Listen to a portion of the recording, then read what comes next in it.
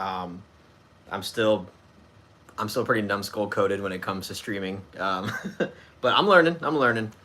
Um, Also, my Wi-Fi's been bugging like crazy, so I'm really hoping that it doesn't do that anymore. So anyway, let's get straight to the point here. I had a lot of fun doing this last time. I thought I was gonna get through all of it in one stream, but I only got through literally like 15% of my entire old Blu-ray collection, and I actually saw that as a good thing because I was like, well, now I can keep streaming, and now I can keep having something fun to do with you guys and just go through a lot of my old Blu-rays. Um, so yeah, really appreciate everybody being here. If you're here, like, it really means the world to me that you want to hear me talk about my shitty Blu-rays. So yeah. Um, if you want to go ahead and give this video a like, that would be very helpful. That'd be very helpful. I know it sucks, but really helps me out, gets this shit out there. And yeah, all right, without further ado, let's just go ahead and dive into this shit. I'm just gonna go with the first thing I see on top of this box here, and that is a film called Fury from David Ayer. Yeah, this was a movie that I feel like when it came out, I felt very lonely because I was the only one, I feel like, well, not the only one, but one of the very few, like, in my circle that actually dug this film quite a bit. This was, to me, like David Ayer's last remotely quality film. I think after this, like, it just went downhill, especially with fucking Suicide Squad. Man, that movie was so bad it became a meme, and it deserves it. But this movie, I haven't revisited it since I bought this on Blu-ray, but I think I'd still like it. I mean, comparing it to his later works like Suicide Squad, I mean, it's not even a fucking comparison. It blows it way out of the water. But anyway, yeah, Fury. I bought it. I don't even know if I think I liked it so much at the time that I paid full price for this shit, which is wild to me. I don't think if I watched it now, I would feel the same way, but I still think I would like this movie. But anyway, Fury, that's the first one I saw there at the top. Feel free to let me know about how you feel about these movies. CK says, Fury and End of Watch are probably David's only good films. Suicide Squad and Bright both sucked. Oh shit, he directed Bright? Oh my god. R.I.P. David Ayer, dude. Like, I mean, I think after that, like, David Ayer fucking disappeared, right? Like, for what I know, I don't think he's really made anything since. At least anything that people give a shit about. So, yeah, I don't know. I think my favorite David Ayer screenplay is Training Day. I know he didn't direct that movie, but I think he wrote the screenplay. And that is, like, by far the best movie he's been involved in, period. But yeah, all right. He did The Beekeeper with Jason Statham. Oh yeah, fuck. What? Like, I don't know. There's probably some fans out there of The Beekeeper watching this that really like it, but I mean, that movie looked like fucking slop to me. I didn't bother watching it. It just no. Moving on. We're gonna go with Texas Chainsaw Massacre, a film that I've brought up plenty of times on the channel. For me, top 5 greatest horror films ever made. Arguably it's the best horror film ever made. I don't think it's the best horror film ever made, but I see the argument. And if somebody does say it's the best horror film ever made, I'm inclined to sympathize with them. Everything about this movie, just like the fucking rawness of it, not only like within the content, but just the aesthetic of it all. Like, it just feels so fucking... It feels so perverse. Like, it feels like something that we should not be watching. Like, it does really represent, like, that late night, midnight, grindhouse type of flick. And it's just a really unsettling and disturbing movie. And just makes you feel really icky and really off-put. And yeah, like, I just think this movie accomplishes a lot. Tobe Hooper, with the basically shoestring budget he was given to make this, like, it's a really fucking insane and effective horror film. And so many iconic moments in this, so many things that really staple itself into your mind. And this is really, really, really great. I actually own. You know what? Let me go grab it. Yeah, because again, this is just my old normie Blu-ray collection. This isn't like my fancy smancy stuff you see behind me. But I do have the somewhat recently released 4K to this. Let me grab that real quick.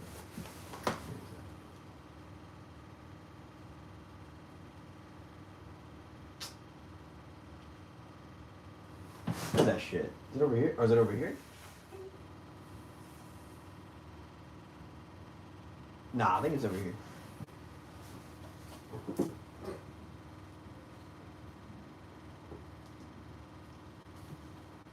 Oh, there it is. All right. Found it. Oh, wait. What did somebody say? Texas Chainsaw ending is so beautiful. Dude, yes. I love that ending. It's just absolutely iconic. Game Freakness, you should rip them and make a Plex server. I should. I have a friend, shout out to Zach. He lets me share his Plex server, and there's so much like greatness on there. So much shit that you just can't find on the internet that he has on his Plex server. I could make my own Plex server with this shit though, for sure. And I have a lot of popular movies too. Like especially back in the day when I used to start collecting Blu-rays, I didn't really know of very many like obscure indie movies. Now that's like almost all I collect, but yeah. So here's the 4K version of Texas Chainsaw that I bought recently, and I mean, look at that. I like it because like the slip cover is really modern and has a very like crisp Game Freakness says. I mean, technically you could find it on the internet. Yeah. I mean, you could find pretty much anything on the internet if you set your mind to it. But I just mean like in general, like it's not like that accessible. But anyway, like I like that they made like a new like modern cover art for it, like for the slip cover. But I appreciate that they had this, but within the sleeve you have like the classic poster of it, which is fucking amazing. But yeah, Texas Chainsaw, so good. Really love that movie. One of the greatest horror films ever made. And yeah, put it back.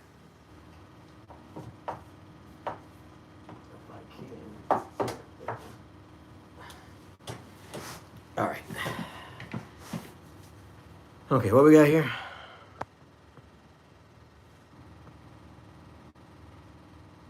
Okay, Christopher said, what's a movie you don't own yet but want? A lot. A lot. There's a lot of films on Criterion.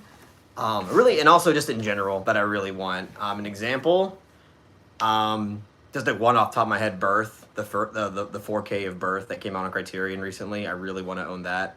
I am aware of the flash sale that just happened. I ordered one Criterion, one measly Criterion. That's all I could scrape for. And I will obviously make a video of that, like unboxing later. Damn it.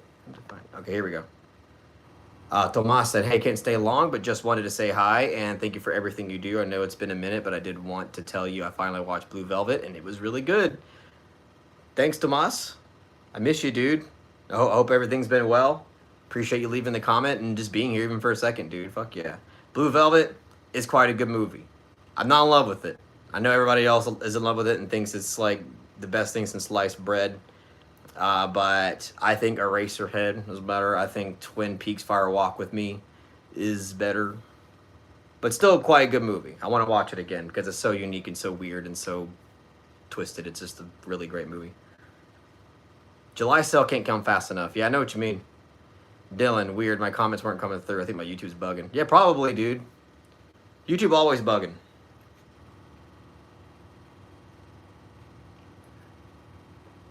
Anyway, got 13 people here. It's awesome. Really appreciate it. Please make sure to give this video a like. As always, you know I'm always annoying about that during stream, but it really helps out. All right, moving on. Okay, this is just fucking classic. This is classic. Boom. Shaun of the Dead and Hot Fuzz. Sorry, like if you see me delay, it's like I'm like trying to read the comments at the same time, but I'll get to them after I talk about the film. Shaun of the Dead and Hot Fuzz double feature. I'm pretty sure I got this for a really good, I think it was just like $7.99 at Walmart or something. I mean, how could I pass this up?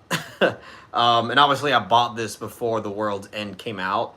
I'm pretty sure if I waited, they would have had like the triple feature Blu-ray version of that, and I would have owned it. But I do own The World's End somewhere. Actually, might be that film actually might be in these boxes here.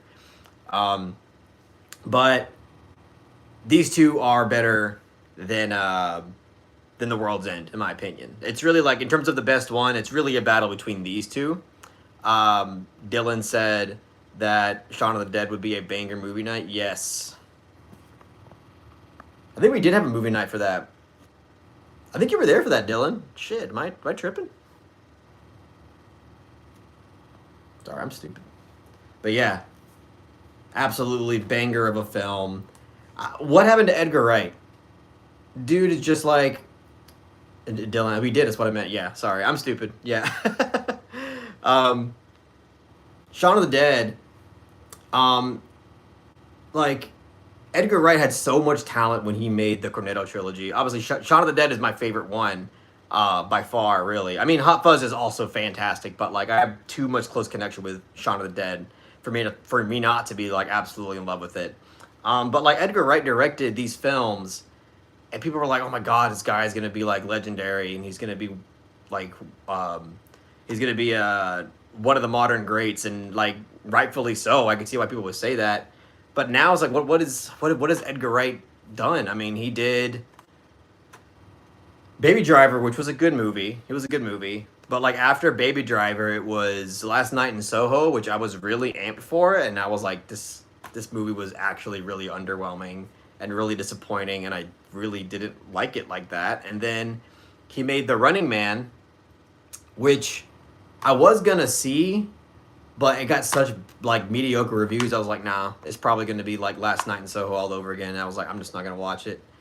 Um, but yeah, the Cornetto trilogy, Edgar Wright, dude is awesome. Hot Fuzz, probably. I don't want to say it's the best buddy cop film I've seen ever, but it arguably is though. Like just from a personal favorite standpoint, it probably is. So yeah, Hot Fuzz, Shaun of the Dead, what a combo, fucking awesome. Let me go through some of these comments. I know you guys been saying stuff. Internet user, I wonder what's happening with Wright's Barbarella remake. Is it in limbo, dead? Dude, who fuck knows? I don't know what the hell's going on with Edgar Wright. CK, has anyone seen a trailer for The End of Oak Street? It's some dinosaur horror film that David Robert Mitchell's making. Yeah, I saw a trailer for it today. I shared it in Discord.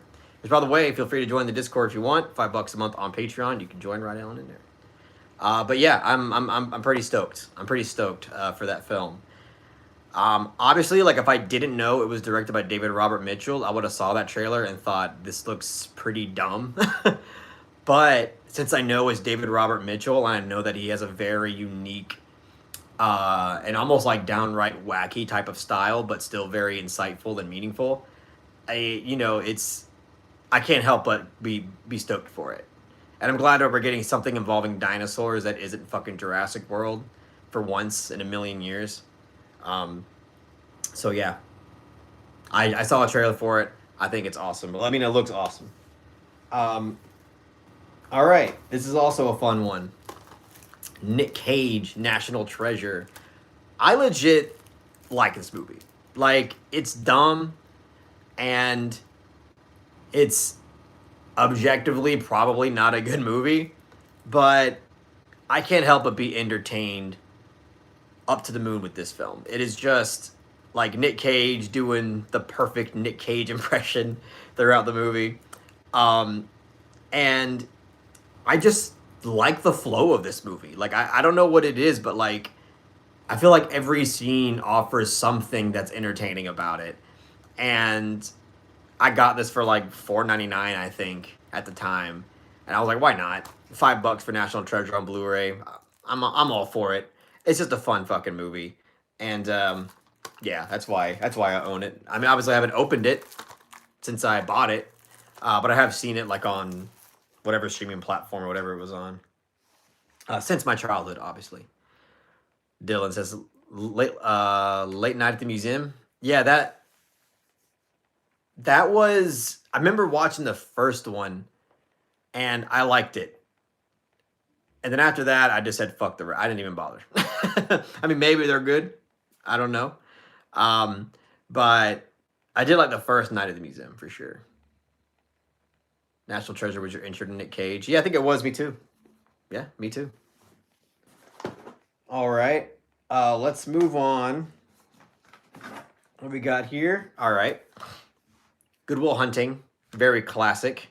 Yeah, like this is just one of those movies where it's like everybody talks about how great it is, and then you watch it and you're like, yeah, I could see why people say it's really great film. I mean, is it a film that I talk about now, like at the point of my film journey? Like, no, I don't really bring this movie up at all unless it's like a joke or something. But this is a really good movie. It is a really good movie, and um, I love that Matt Damon co-wrote this movie with Ben Affleck, and Matt Damon wrote himself as a fucking genius who comes from poverty. It's just like such a it's like how when you watch an Adam Sandler movie and he always writes himself having like the hottest girlfriend ever, and he's always like the savior of the day. It's like Matt Damon did, I guess he decided to indulge in that fantasy a little bit for himself, which is fine, whatever, as long as the movie's good. But it's just you have to point it out. It's obvious. Um, but yeah, Robin Williams, iconic, really great performance, great writing on his part. Um, and yeah, just really fun movie. Not that Robin Williams wrote it, but like in terms of him delivering the lines, just like really great stuff. Um, yeah, all right, let's move on. All right, this is the Grand Budapest Hotel, film from Wes Anderson.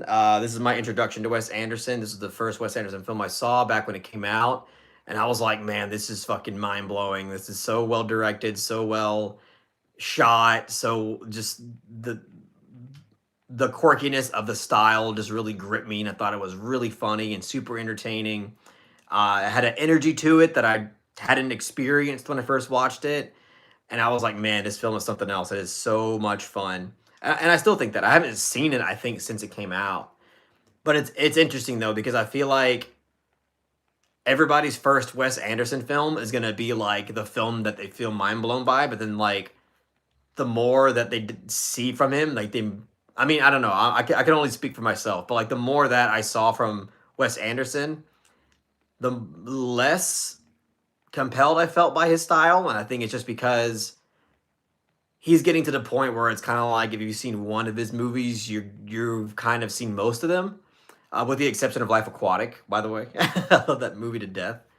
Um, but I don't know. Wes Anderson is kind of becoming a victim of his own style. Like he has his own style down to his science, and it comes off really calculated. And every time like I walk out of one of his movies, I'm like, yeah, it was a good movie, and it was charming, and it's nice to look at, but it's not necessarily giving me the most compelling experience. But either way, I mean that doesn't take away from how great the Grand Budapest is. It is a really great film with really rich characters and great performances, and obviously like it's shot immaculately. Yeah, so yeah, Grand Budapest Hotel. Let me see if anybody commented. I think so. Dylan, I watched. Oh wait, Dylan. Raising Arizona was my first Nick Cage. Such a good movie. Favorite Coen brother. I watched Good Will Hunting for the first time a few years ago. Made me cry. Yeah. One of my favorite Wes Anderson films. My sister gave it to me for Christmas in 2014. Hell yeah. That's awesome. Yeah, 2014 that's when it came out, right? Yeah. 2014 was a incredible year. I think that's like when Interstellar and Birdman and Whiplash and all that shit came out too. I could be wrong, but I think so. Anyway, moving on. Let's talk about Fight Club. I just broke the rule immediately. Yeah, again, this is like one of those essential like gateway like film entry films. Like this is like the gateway film like into the kind of like art film world in a way. Like a film that people first watch and realize what films can be. Um and yeah, like I haven't seen this movie in such a long time. I haven't seen this movie probably since I fucking bought this, which is insane because that had to be like 12 years ago. Again, like I don't see myself being I I don't see myself being like that in love with this movie as much as I was when I watched it, obviously. Because when I first watched it, I was like 14 or something when I first watched this movie. And I was like, "Oh my god, I'm obsessed with this movie. It's so good." Now I'm like, "Yeah, it's a good movie, but you know, I'm not head over heels about it." But it is like a really unique movie. I do understand like why it has its place in film history, why it got so popular, why people do like it so much. Um, Edward Norton's incredible in this movie, and yeah, Fight Club. Fuck it, it's Fight Club. All right, next we got. Ha! I don't know why I own this shit. Planet Terror from Robert Rodriguez. This is. I think I bought this. Pretty sure I bought this at the flea market. I think my flea market has like a DVD like physical media store, and I bought this for cheap. Um, and you know it. I don't know. Honestly, I'm not really a fan of this. Like, yeah, it's kind of dumb fun, I guess. But Robert Rodriguez films, I just haven't. I don't know. I just it's really hard for me to get into. I can't even think of one that I actually like, except for Spy Kids. I think Spy Kids 1 and 2, and really 3. Fuck it, all three. Well, not all three. They made a fourth one, didn't they? With fucking Jessica Alba, right? I didn't see that shit. But the first three, the trilogy, I think are good. Spy Kids 3D is like objectively like a bad movie, but I can't help but just like it still because it's almost like a so bad it's good movie.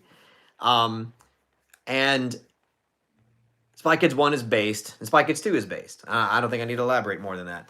But Planet Terror, I don't really want to talk about it much. It's just like it's a dumb fucking movie, but I don't really give a shit about it.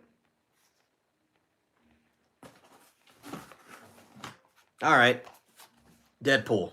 Yeah, I like Deadpool. All right, I bought this movie when I really liked Deadpool. Like I bought the Deadpool Blu-ray when I was like in love with this movie, and I think it was just because at the time, and I mean I still do. It's not at the time thing, but I really like dislike Marvel movies a lot.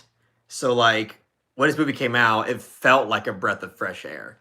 Where I was like, oh shit, like finally we have a Marvel movie that is very boundary pushing, super risky, not just, pandering to the family friendly crowd, has some balls.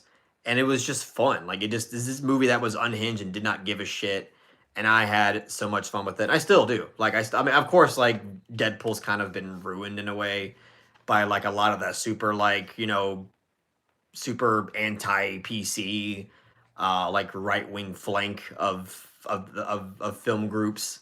But at the end of the day, like to me, that doesn't really take away with how effective this movie actually is. And I like all three. I like Deadpool 2 as well, not as much as the first one, but I even like Deadpool and Wolverine as well. I had a lot of fun with that. I think the stick is dying a little bit, obviously. Like it's getting a bit more difficult to find it as funny as it was. But I still fuck with this. I highly fuck with this still. It's just a really fun, and again, like at the time, a breath of fresh air. Of just like a big like fuck you, um, really to Marvel in a lot of ways. But yeah, Deadpool. I own this shit, and I'm not ashamed of it. All right, let's see what we got here in the chat. X gonna give it to you. Yep. Deadpool is one of my favorites. I have both steel books for 1 and 2. Hell yeah, Dylan.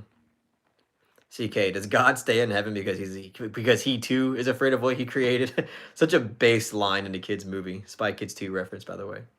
Ink and Incense says this was a great movie at the time, but it led to so many trying to be self-aware superhero movies. Yeah, that's true. That's the thing. Like there were consequences from Deadpool's existence, but still not going to shame it for that. Like it's not really the fault of Deadpool.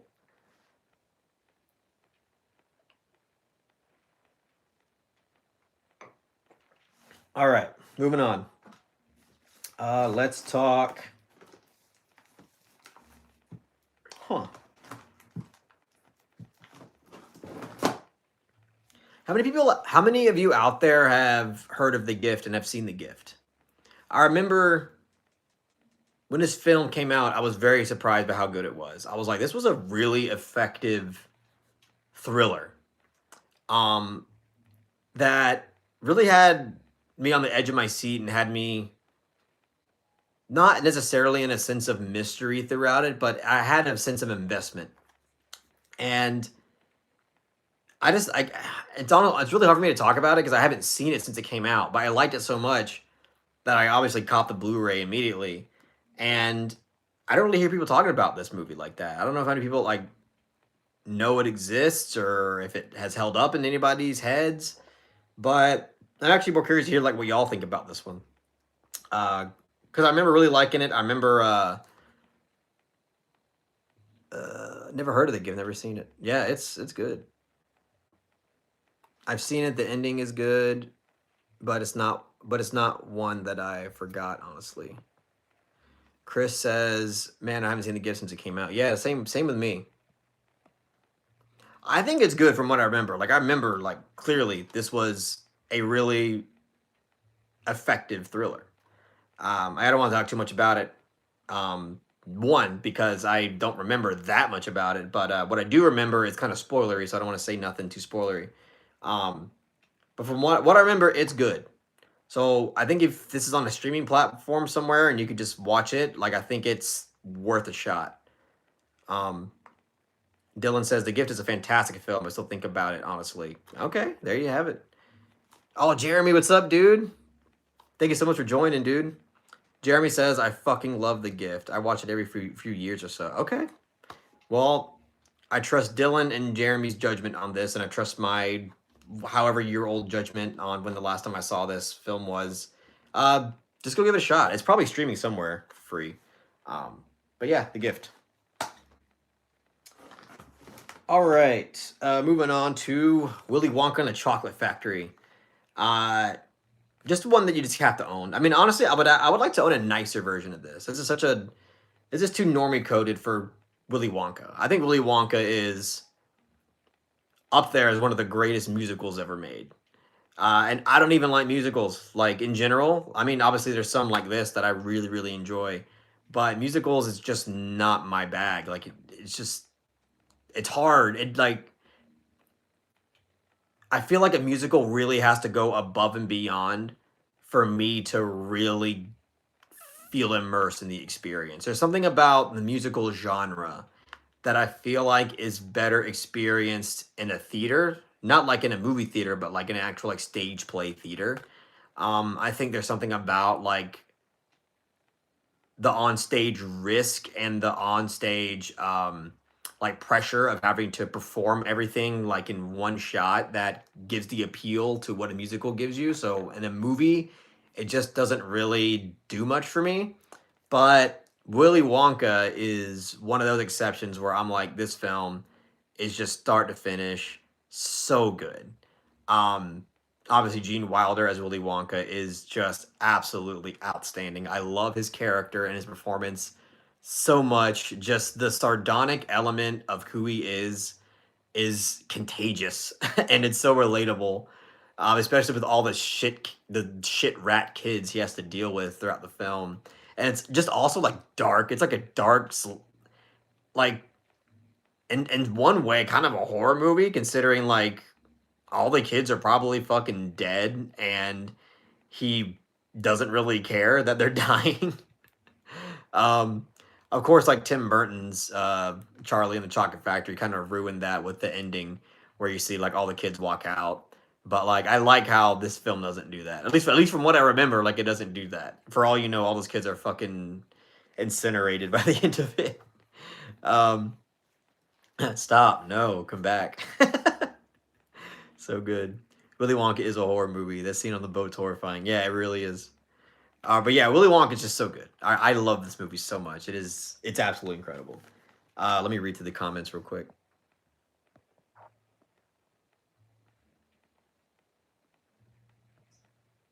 Chris says, "Have you seen the Lisan Al Gaib version?" What? No, I don't know what the. Is it like some kind of Dune crossover? What the hell? I have not seen that. Ink and Incense says best version of Willy Wonka, better than the Chalamet version, and don't get me started on the Tim Burton one. Dude, I kind of fuck with the Tim Burton one. I'm not gonna lie. Like, it's clearly not better than the original, but I still kind of like the Tim Burton one, and maybe it's just because I still kind of grew up with it because I was like a preteen when it came out, so maybe I just have a soft spot for it. But I will not make any excuses at all, and I will not defend in any slightest way the fucking uh, Timothy Chalamet Willy Wonka. That shit fucking sucks. I think I did a review for that movie in my car, and I was like, this movie is fucking mid. This movie is so fucking manufactured and boring. It is like the antithesis of what made the original Willy Wonka actually good. Um, and it's a shame. It's a shame. But anyway, I got 14 people here. That's awesome. I really appreciate y'all joining. I'm just gonna keep on sifting through these Blu-rays and talking about them. But don't forget to give this video a like if you haven't already. That would mean so much to me. Hope you guys are having fun because I'm having fun as always. All right, next we got Promising Young Woman. Yeah, I remember when this came out. Emerald Fennell I think this was her directorial debut. I didn't know what to think of this movie. I remember watching the trailer and thinking like this looks kind of cringe. I don't know if I'm gonna like this. But I obviously ended up liking it, and I haven't seen it since. But it hasn't been that long since I've seen it because it came out when? Let me see. It came out 2021. So I have a pretty fresh memory of this film in my head, and I liked it obviously. And I think Carey Mulligan's great. I think it has a truthful and honest message. I like the ending of the movie a lot too, and the use of music. And it was just a fun, promising film. And I don't know what happened to Emerald Fennell after that. I'm not gonna lie, because like after this movie, she made Saltburn, which I'll say I like, but I won't die on a hill for it. I just like that it was a bizarre ass movie and that it took a lot of risks. Not that all the risks worked out, but I always appreciate a bizarre risk taking movie. So I think that's kind of why I ended up liking it. And then she came out with Wuthering Heights, which so far, in terms of reception, it's kind of been a disaster. But I like that movie enough too. Like I didn't mind it. It's not great, but it's not really bad. But Promising Young Woman is definitely the best thing that she's done at this point, and I'm trying to see if she has anything that's even remotely as good as this movie. And the thing is, this movie isn't like that amazing either. Like this movie is like, I think I gave it like a soft 7 or something when it came out. Like, so I don't know. I think Emerald Fennell has a really good eye, and I think she has really a very interesting way to present film. Like you could tell that she knows what she's doing, but conceptually and the writing, I don't know. I think she needs to step up her game a little bit at this point. But I'm still gonna see whatever she does next. All right, anybody type anything? Let's see. It's Nosberries. Jeremy says the 4K for Willy Wonka is gorgeous, much better than the bland Blu-ray artwork. Even still, it's one of the great movie musicals. Damn. Okay, yeah, I need to get the 4K.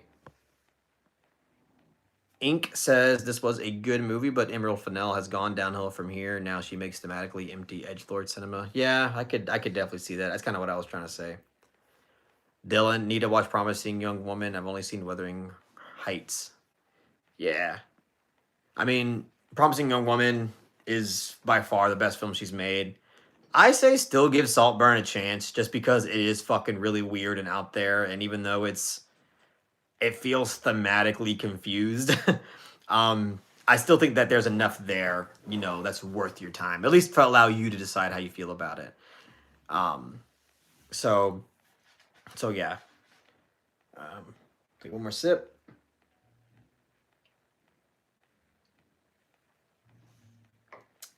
All right, moving on.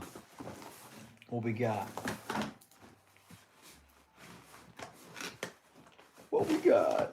You know what? I'm gonna pull just like a quick little stack and just see what y'all think of this. All right, I got a stack right here. Let's see what we got. So out of the stack, first one up is Lovely Bones. This, I'm pretty sure I blind bought the fuck out of this because I hadn't seen this movie. I think it was when Best Buy was still selling film, and I'm pretty sure this was like one of those like $4.99 like discounted, you know, bin type situations. And I was like, fuck it, let's check it out. You know, Saoirse Ronan's a great actress. Stanley Tucci's great. Susan Sarandon's great. Rachel Weisz. I was like, well, let's just see what this movie is, and it's not good. Like it's, I don't know. It has elements of it that I think are good from what I remember, but it just felt like the way that it was compacted, the way that it was delivered, especially considering the subject matter. It feels very, like, I remember it felt very, what's the word? Like, I don't know. It felt like it was jam-packing too much bullshit, and not delivering the impact that I think it wanted. But again, honestly, my memory of the Lovely Bones is so fucking blurry that I couldn't really tell you. But I remember watching it feeling pretty underwhelmed and like, damn, not the best film, but there you go. See, you're gonna find films like this in my collection that have a story of their own. So, yeah, Lovely Bones. Next thing in the stack that I grabbed is Raid Redemption. This is a fucking incredible film. This film is one of the best action films I've ever seen. I think the Raid 2 is even better somehow. The Raid 2 is absolutely incredible. It offers more in the narrative, and the stunt work is like also somehow amplified, and it's so good. If you've never heard of the Raid movies, like, you have to watch Raid 1 and 2. These are absolutely like groundbreaking action films. And man, and again, like, I'm not even a fan of action. Y'all know me, like, I'm not the biggest action movie fan, but fuck, the Raid 1 and 2, astonishing, like, absolutely. And it's fucking brutal. Like, it does not hold back at all. It is graphic as hell with the violence, and I love that. I love that as well. CK, love the Raid. Still need to watch the second one. Dude, you gotta watch the second one. The second one's even better than the first one somehow. It's longer, but I feel like there's not really a minute wasted. It is so good. Yeah, this was a great buy. I think I blind bought this at Best Buy forever ago, and I popped it in and I was like, holy shit, this is so good. Well, I'm telling you, you gotta watch the second one, internet user. You gotta watch the second one. Inc. That's Action Hall of Fame. No stupid convoluted plot, no AI takeover, just pure choreography and stunt work at display. Absolutely, dude. Absolutely. I love the Raid. It's been a long time since I've seen it, and I kind of want to watch it again. Both of them, 1 and 2. All right, next in this little stack that I have Meet the Parents. To me, this is a comedy classic. This is a comedy. I mean, I bought it because I was like, dude, this is just a movie that I grew up with watching, and I love it. I still love it. You know, so many iconic lines in this movie, so many great moments. I even fuck with Meet the Fockers. It's not as good as Meet the Parents, but Meet the Fockers I still consider to be a decent comedy. This is really, really great, though. Just again, like, embodying the just complete awkwardness of, you know, having to meet your fucking mother-in-law and father-in-law, and just really excels in that really awkward humor, that cringe humor that I think is put on display really well, and not too over the top as well, because I know that, like, the later ones, like Meet the Fockers, got a little too over the top in some situations, but it's still really, really good, and I really, really like this. Just really iconic shit in this movie. You know, I've got nipples, Greg. Can you milk me? Really great line. And the whole like thing in this movie with Ben Stiller's character being a pothead is so funny.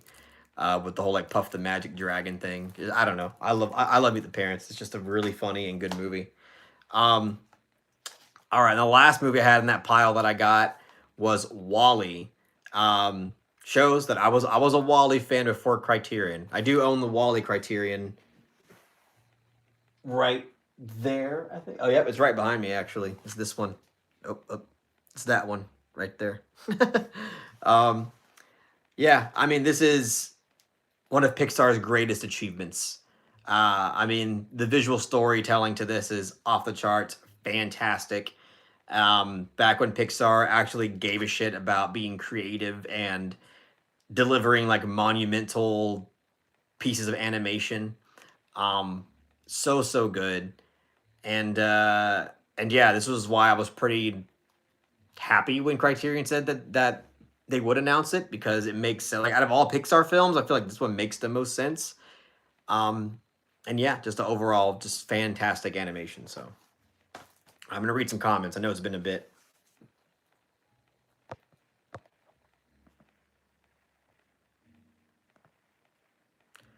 An internet user said, "I saw Meet the Parents years ago on Netflix. Wasn't Owen Wilson in it?" Yep, he was in it. He basically plays like the ex-boyfriend of his fiance, and the fucking like dynamic between all that is just so funny. Dylan, I love Meet the Parents. Man, I need to rewatch it. Would make a great movie night. Yeah, it would. It would. I think I might have recommended it for movie night at one point. Pixar in their prime. Yes, Wall-E sure is Pixar in their prime.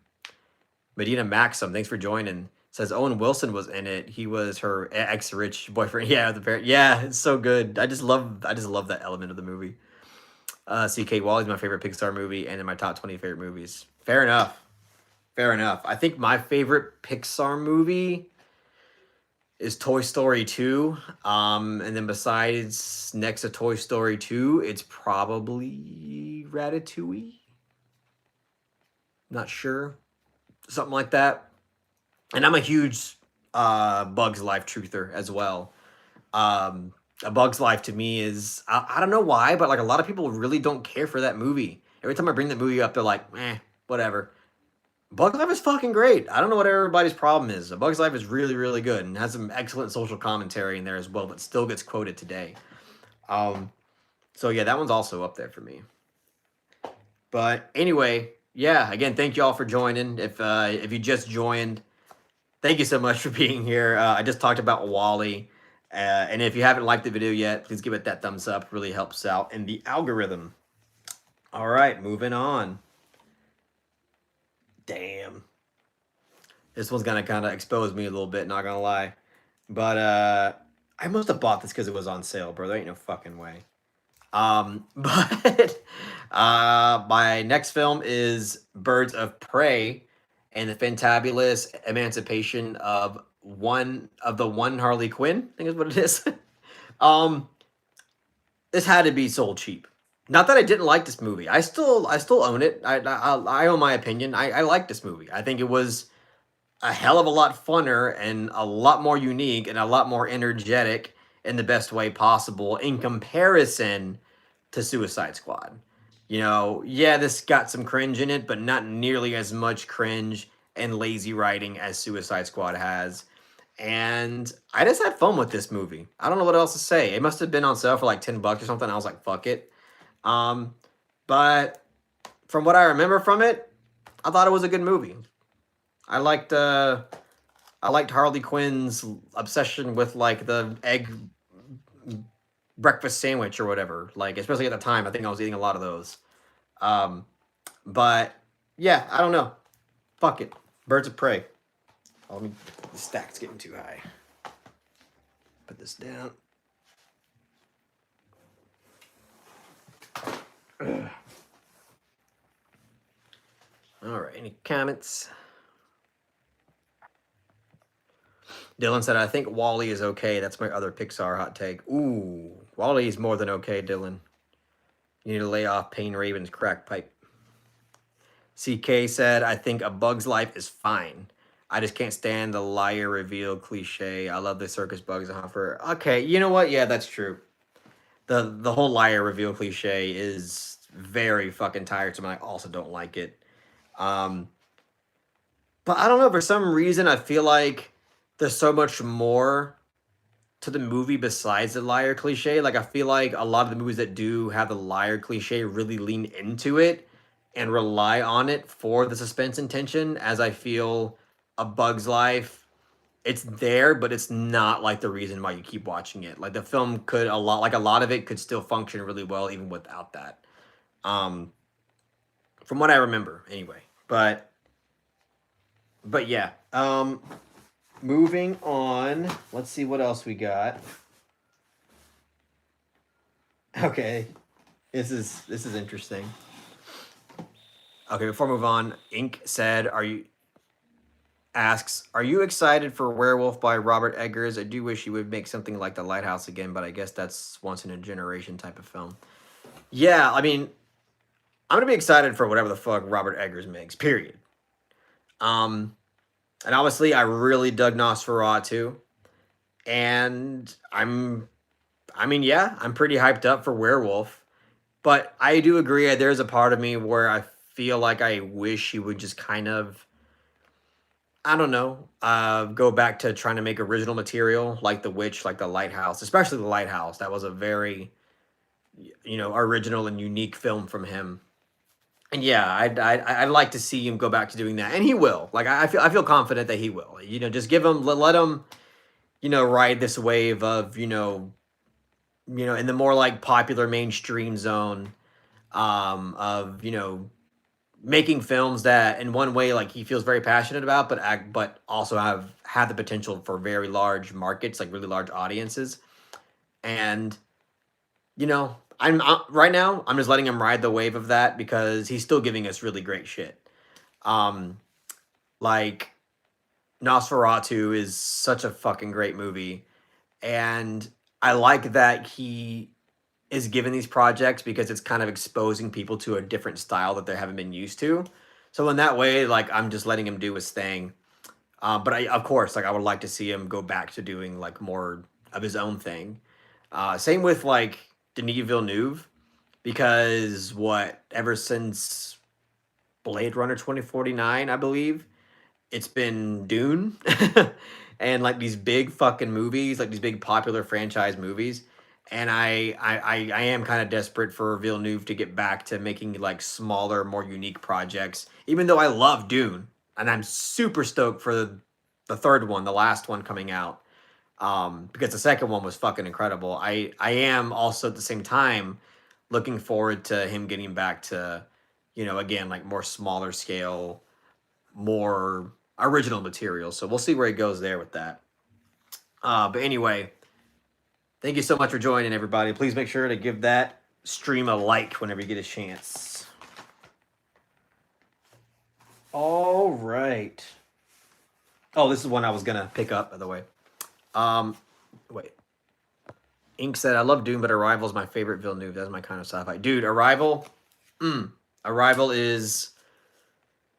Honestly, I think I would probably put Arrival in like my top 20 favorite films of all time at this point. Like Arrival is impactful in every way. Emotionally, intellectually, just best of both worlds. You want a movie that's going to make you think and stop provoking, you got it. You want a movie that's going to make you fucking cry and hit your soul, you got it as well. And I love Arrival so much. It is so fucking good. Definitely like the best use of On the Nature of Daylight. I mean, that movie almost made it iconic to the point where like whenever anybody hears that song, they're just like, oh yeah, that's the song from Arrival. That's how well it used it. I mean, it's just so good. Anyway, so the next one I'm going to talk about is this 4 quadruple film pack that I got, and it's Wedding Crashers, Horrible Bosses, Hall Pass, and Dumb and Dumber.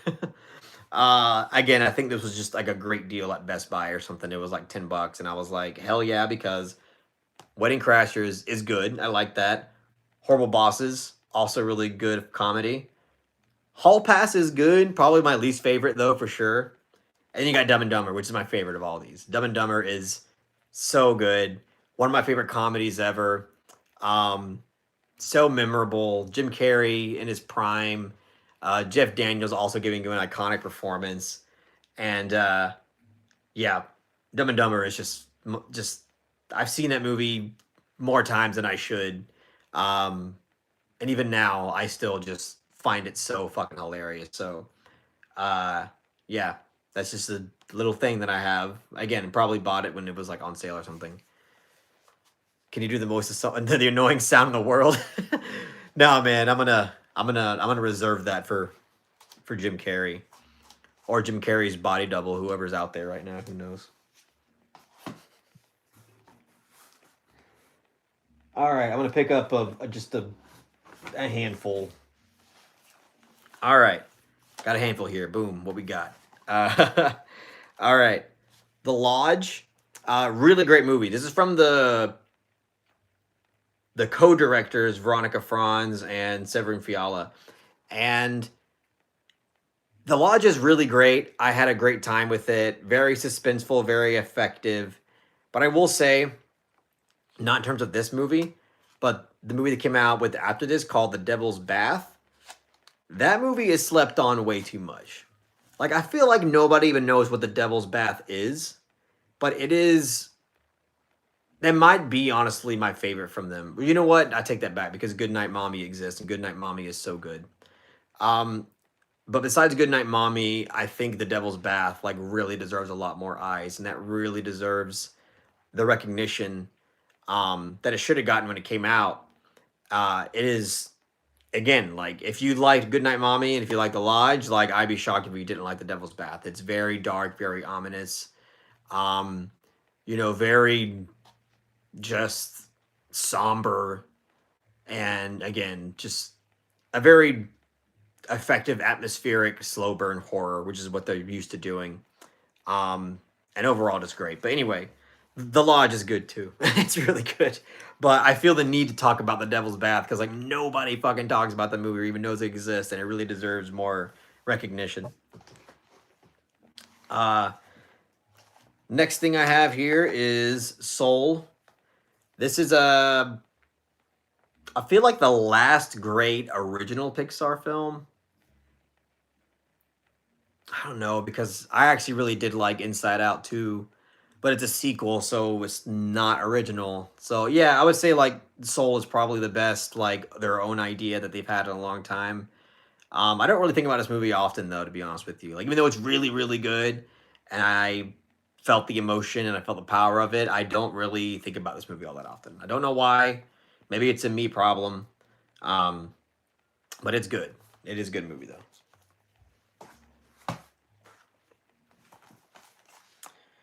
All right, next we got Raging Bull from Martin Scorsese. I mean, I feel like the movie speaks for itself. Like so good.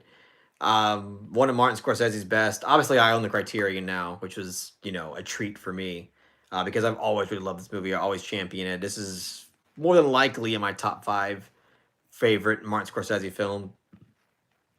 Arguably the best boxing movie ever made, and one of Robert De Niro's greatest performances as well. Joe Pesci in this movie, for once, plays a normal fucking person and not a complete psychopath, um, which is refreshing because he's always playing that fucker, and Robert De Niro in this one is the one that plays that fucker. So, yeah, Raging Bull. I mean, it's just so good.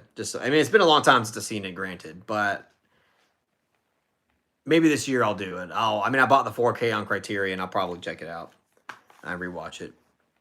What are the comments? Let me see. Dylan says Soul is very good. I also love Elemental. Oh yeah, I didn't watch Elemental. I'll die on that hill with Mosin. I mean, it's probably worth checking out. I'll watch it one of these days. Ink said I agree. Pixar does make good movies, but nothing memorable or groundbreaking. Yeah. Raging Bull is excellent. Damn sure it is. When I told Perry I've never seen Raging Bull, he yelled at me. With love, of course. That's funny. Inc. said Raging Bull is the greatest sports movie. The acting, editing, and the emotionally visceral experience he creates peaks Scorsese. Absolutely agree, dude. You fucking took the words right out my mouth. All right, and then we got the sequel to Raging Bull, The Night Before, with Seth Rogen and Joseph Gordon-Levitt. Nah, but The Night Before was a good time.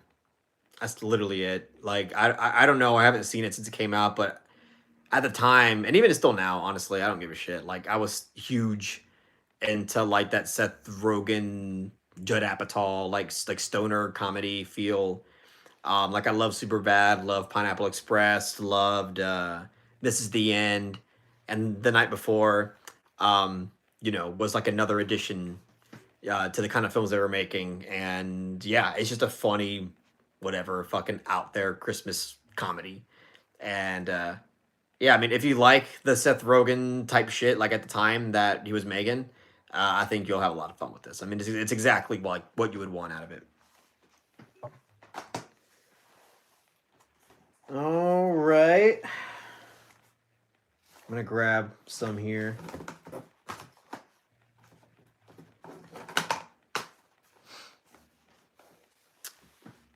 All right. So grab a little stack. And with this stack, oh wait, Dylan said I should have watched The Night Before instead of Office Christmas Party.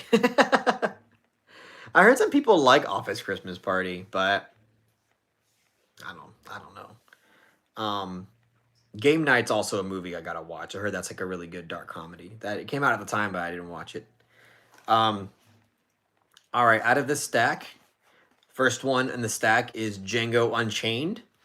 I love this movie dearly. This is, I mean, Tarantino's a fucking awful piece of shit person, but I can't help but love a lot of his movies. Django Unchained is up there. Is honestly like it's one of my favorites. Like I understand he has movies that are like objectively better, but Django is just, especially at the time it came out, man, I really loved just the experience of this movie. It's hilarious. The fucking action sequences are incredible. The character writing, the performances, like the romance slash revenge element of it, I think is awesome. Leonardo DiCaprio's character in this movie also really great. Christoph Waltz great. Man, Django is just a great time. It's just a really great time. Shout out to Paul Dano. Yeah, dude. You're a good actor. Don't listen to fucking pedo foot fetish man. He don't know what the fuck he's talking about.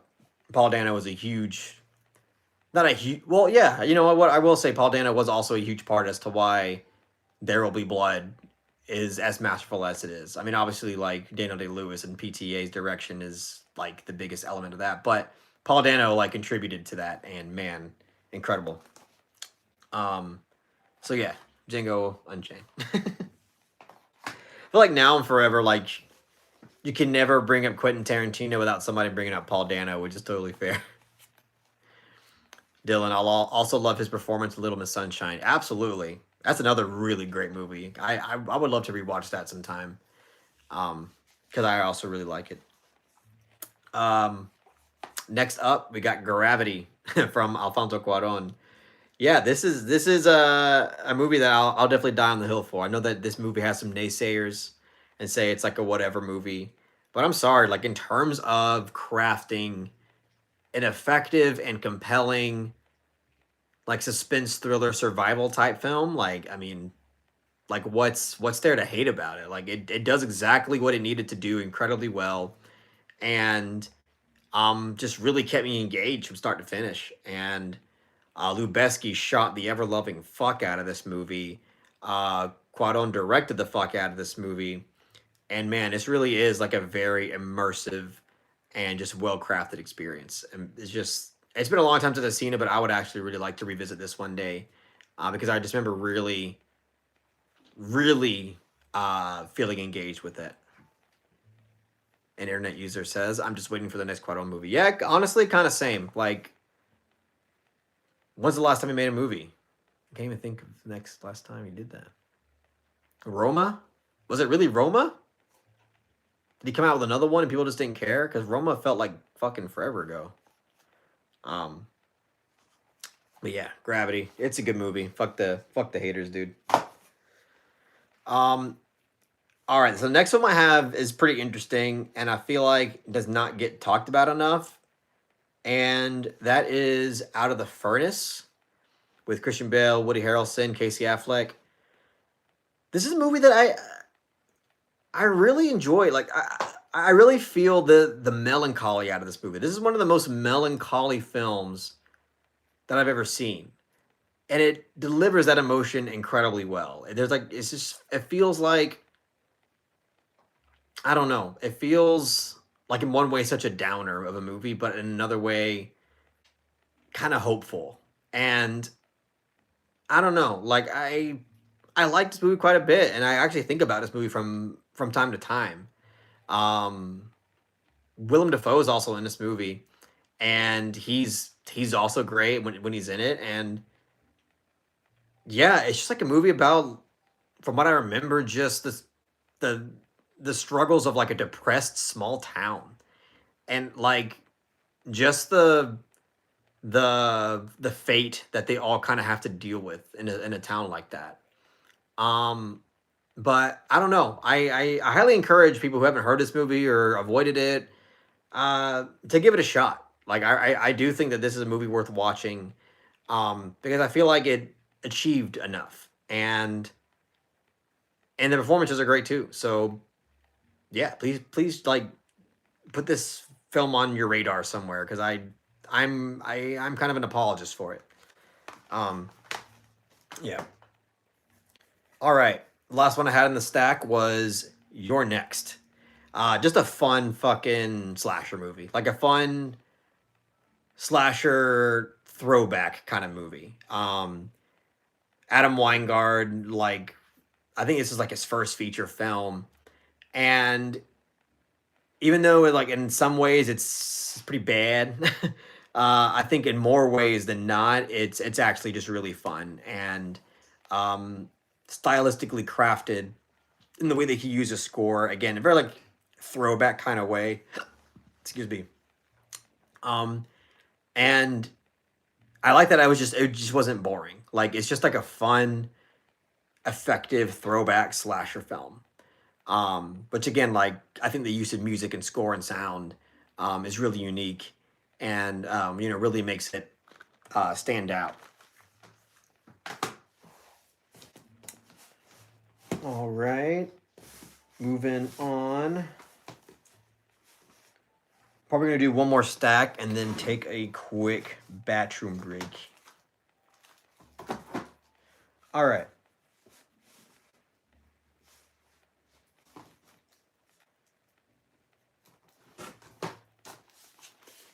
Got a little stack. Got a little stack. Boom. All right. First in the stack is Mother.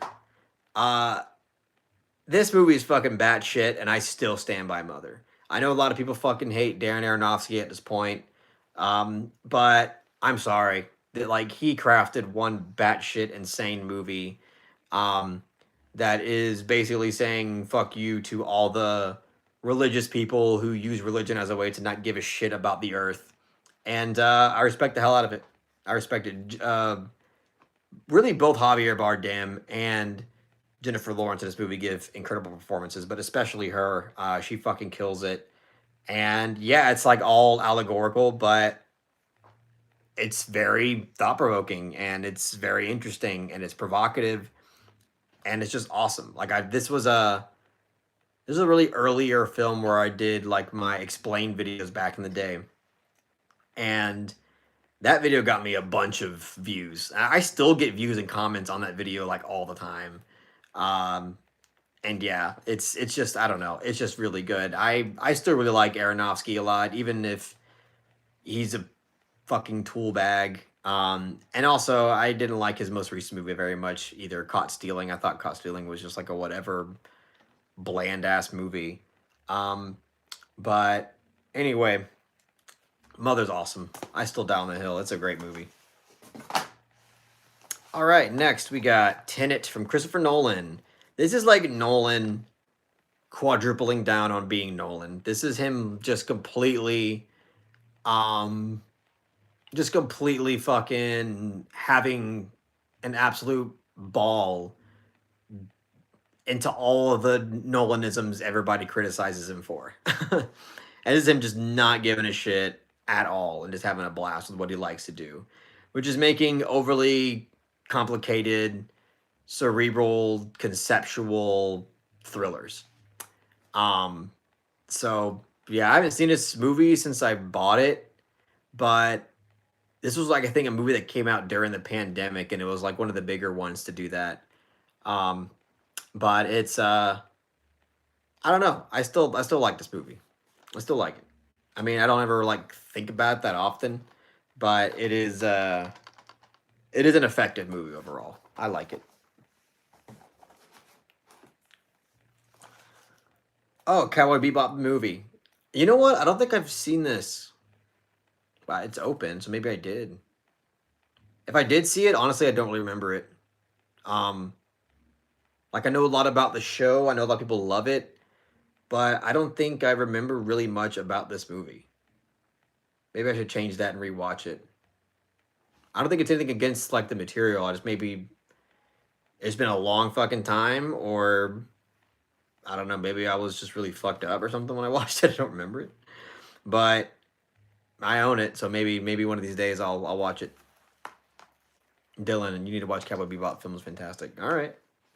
Yeah, I know, man. I know. I mean, people have been talking about Cowboy Bebop since I was like fucking 10 years old, basically. Like, I know this is huge, but I'll give it a shot one of these days. Bridesmaids, funny movie, just funny, just a funny, effective movie with a lot of really great female comedic actors. All of them: Rose Byrne, fucking Kristen Wiig, Maya Rudolph. Yeah, just this is just a funny fucking movie. A lot of these movies I haven't seen in forever, but I remember this being like really funny. So yeah, Bridesmaids from Paul Feig before Paul Feig became more Paul Feig.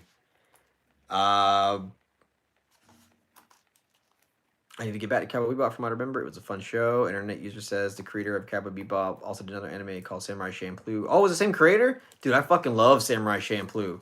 That's awesome. I read a lot of the manga when it came out, and then I think I watched some of the anime. But I really liked Samurai Champloo. Like I loved the characters, I loved the writing, the story was interesting, it's funny. Yeah. Yeah, I would like to revisit Samurai Champloo because that was one of the animes that I was like always talking about when I was in middle school. Um, and it's just a good time. It's just a great time. But I don't remember that much from it because I just haven't watched anime in like fucking over a decade really. Um, but yeah, anyway, the next one I have is The Book of Life. Now this is where everybody's probably going to kill me, but this was a film that tackled Dia de los Muertos before Coco did. And I know everybody fucking loves Coco, but I prefer The Book of Life to Coco. Not saying The Book of Life is an amazing fucking movie, but I found it a little bit more engaging and less obviously pandering than Coco. Yeah, I'm just not a fan of Coco. I didn't feel much from that movie, and I hate it because I mean it's part of my culture. Like the Day of the Dead is a huge fucking deal, and I just feel like the way that it explored it, it just felt like it was checking off a lot of boxes. The way the writing was dealt with, especially like the way um like the lines we're giving to these characters about like, oh, make sure to name drop all these things. Like um uh not the Colibri, but the Eligibre, I think is what it's called. Um and just like all like every second was just like a big it felt like every time like almost every scene in Coco is either cliched and predictable or it was written in a way to kind of just please the masses of the Mexican community to be like, hey, we said this thing that's from y'all's culture, right? Hey, we name dropped chorizo for a second. Like, that's funny, right? And it's like, I don't know. It just felt like a shameful movie, honestly. I don't know. Maybe I'll watch it again and I'll feel differently, but I just didn't feel much from Coco. Um, but the Book of Life, I thought, was more entertaining, had more heart to it, more sincerity. It didn't feel like it was just there for a paycheck, and I feel like Coco was giving that vibe. I saw right through Coco, man. I'm sorry. Um, anyway, probably not the best note to go on a break real quick, but I'll be right back. Y'all just hang tight. Appreciate y'all being here. Just gonna take a little quick bathroom break. Be back.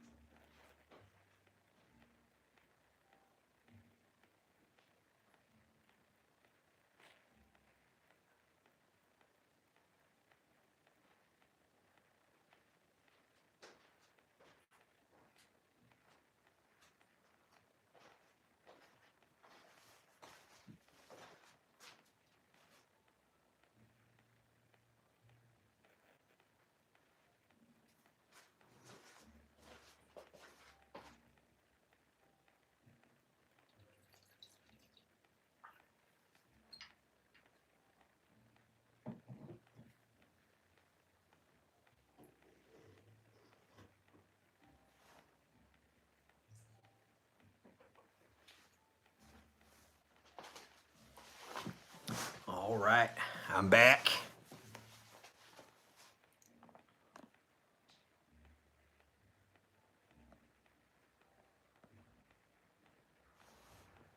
Dylan says, you also need to finish watching Wolf's Rain. Yeah, I know, man. I know. I've really liked what I've seen so far. I don't know. I'm an asshole when it comes to anime, I guess. Like, I drop off and I don't return it. But that's just really how I am with shows in general.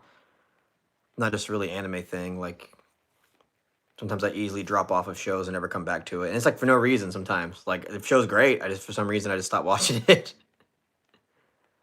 Dylan said, I've not seen the Book of Life. I need to do that. Yes, you should. CK says, Book of Life's underrated. Welcome back. Thank you, Dylan. Thank you. Such a lovely person. All right. Alrighty then. Let's get back to it.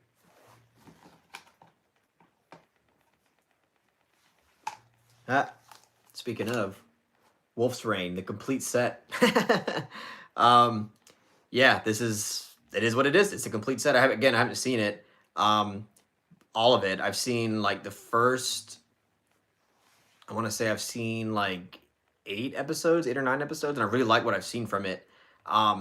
But yeah, this is a complete series on Blu-ray, and I got it for one hell of a deal now, because now this shit's like worth like fucking like 90 to like $100, but I bought it for like 40 or something.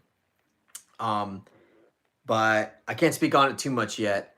But this was so far, this is a really great anime. Really great anime. Obviously, like, Jen pushed me to watch it. No one else would push me to watch anime. But it's funny though, because she didn't really like anime either. We both kind of like stopped after a while. But this was one that she really remembered like being really, really great and like actually meaningful and good growing up. And I had never heard of it, and I was like, okay, Wolf's Rain. On the surface, it sounds like furry bait or something. but I swear to you, it's not. It's actually like the way it's depicted feels really authentic and realistic and very sincere and not like meant to pander to that crowd like at all. Um, and yeah, it's so far I like it. I need to get back to it because I really don't have much to complain about it. And if you haven't heard of this anime, like seriously, it's pretty good so far. But yeah.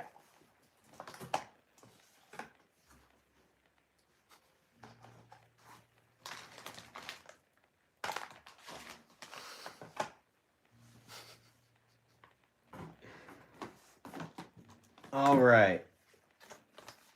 Moving on. All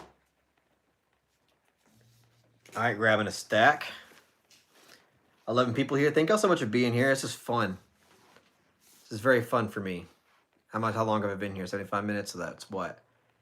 Hour and 15 minutes. I'll be here.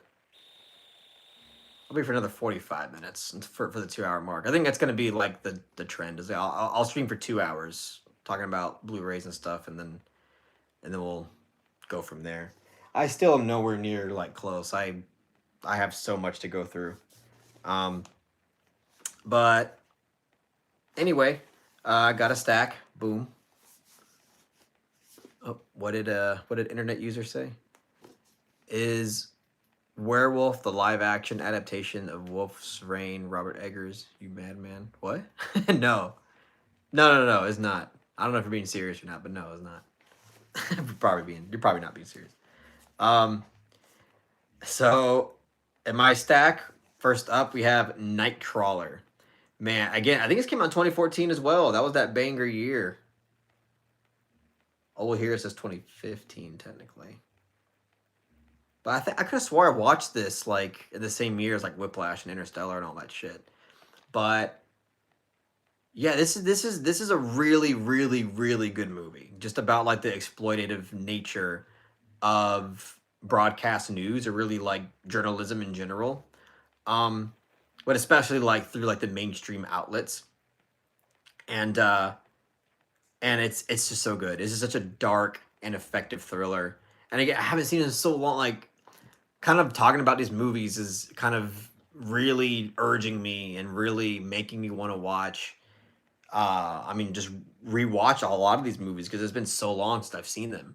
I haven't seen it since basically the year it came out, and I still have such a fond memory of it.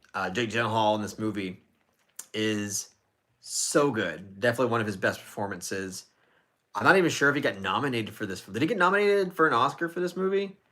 I'm not sure. I think he might have been snubbed.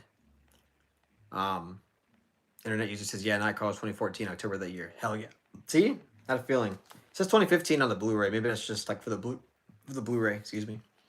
But yeah. But what's so crazy though is that this is directed by Dan Gilroy. This was like his first movie, or at least one of his first films. And people after this movie, people were like, "Oh man, Dan Gilroy is gonna be like he's gonna be that guy. He's gonna be the next like whatever." And after that, he made fucking Roman J. Israel Esquire, I think. Um, and that film got really underwhelming reviews. So much so that I didn't even go to see it. Anybody who's seen Roman J. Israel, let me know. Is it good? I know that Denzel's in it. I'm pretty sure he gives a great performance. But I remember people just didn't give a shit about that movie. And then he came out with a Velvet Buzzsaw, which was a mid fucking movie. Just not good at all. And what happened? What happened to him? Like, is he making another movie? Did he ever make a good movie after that point? Because a lot of people just stopped caring. But Nightcrawlers, that doesn't change how great Nightcrawler is. It's very very good. So if you haven't seen Nightcrawler, please fucking watch it. It's good. And up next, we have Saving Private Ryan, or as Parrot likes to say, Shaving Ryan's Privates. I mean, this is just a classic fucking war film. And it's so like, and again, I feel like with all these movies, I'm gonna have to keep reiterating the point that I haven't seen it in a long time. But from what I do remember from it, those war action sequences are just fucking insane. I mean, absolutely insane. That first beachfront sequence, absolutely mind blowing shit. Um, and just in general, like this film has like some pretty intense sequences, like kind of sprinkled throughout the experience, and they go pretty far, and they don't hold back. And I think like Spielberg's at his best when he doesn't hold back. Um, and and yeah, I won't say that like too much about it because I don't remember that much of it, but it's an iconic war film for a reason, for sure. I know y'all have been saying some stuff. Let me see.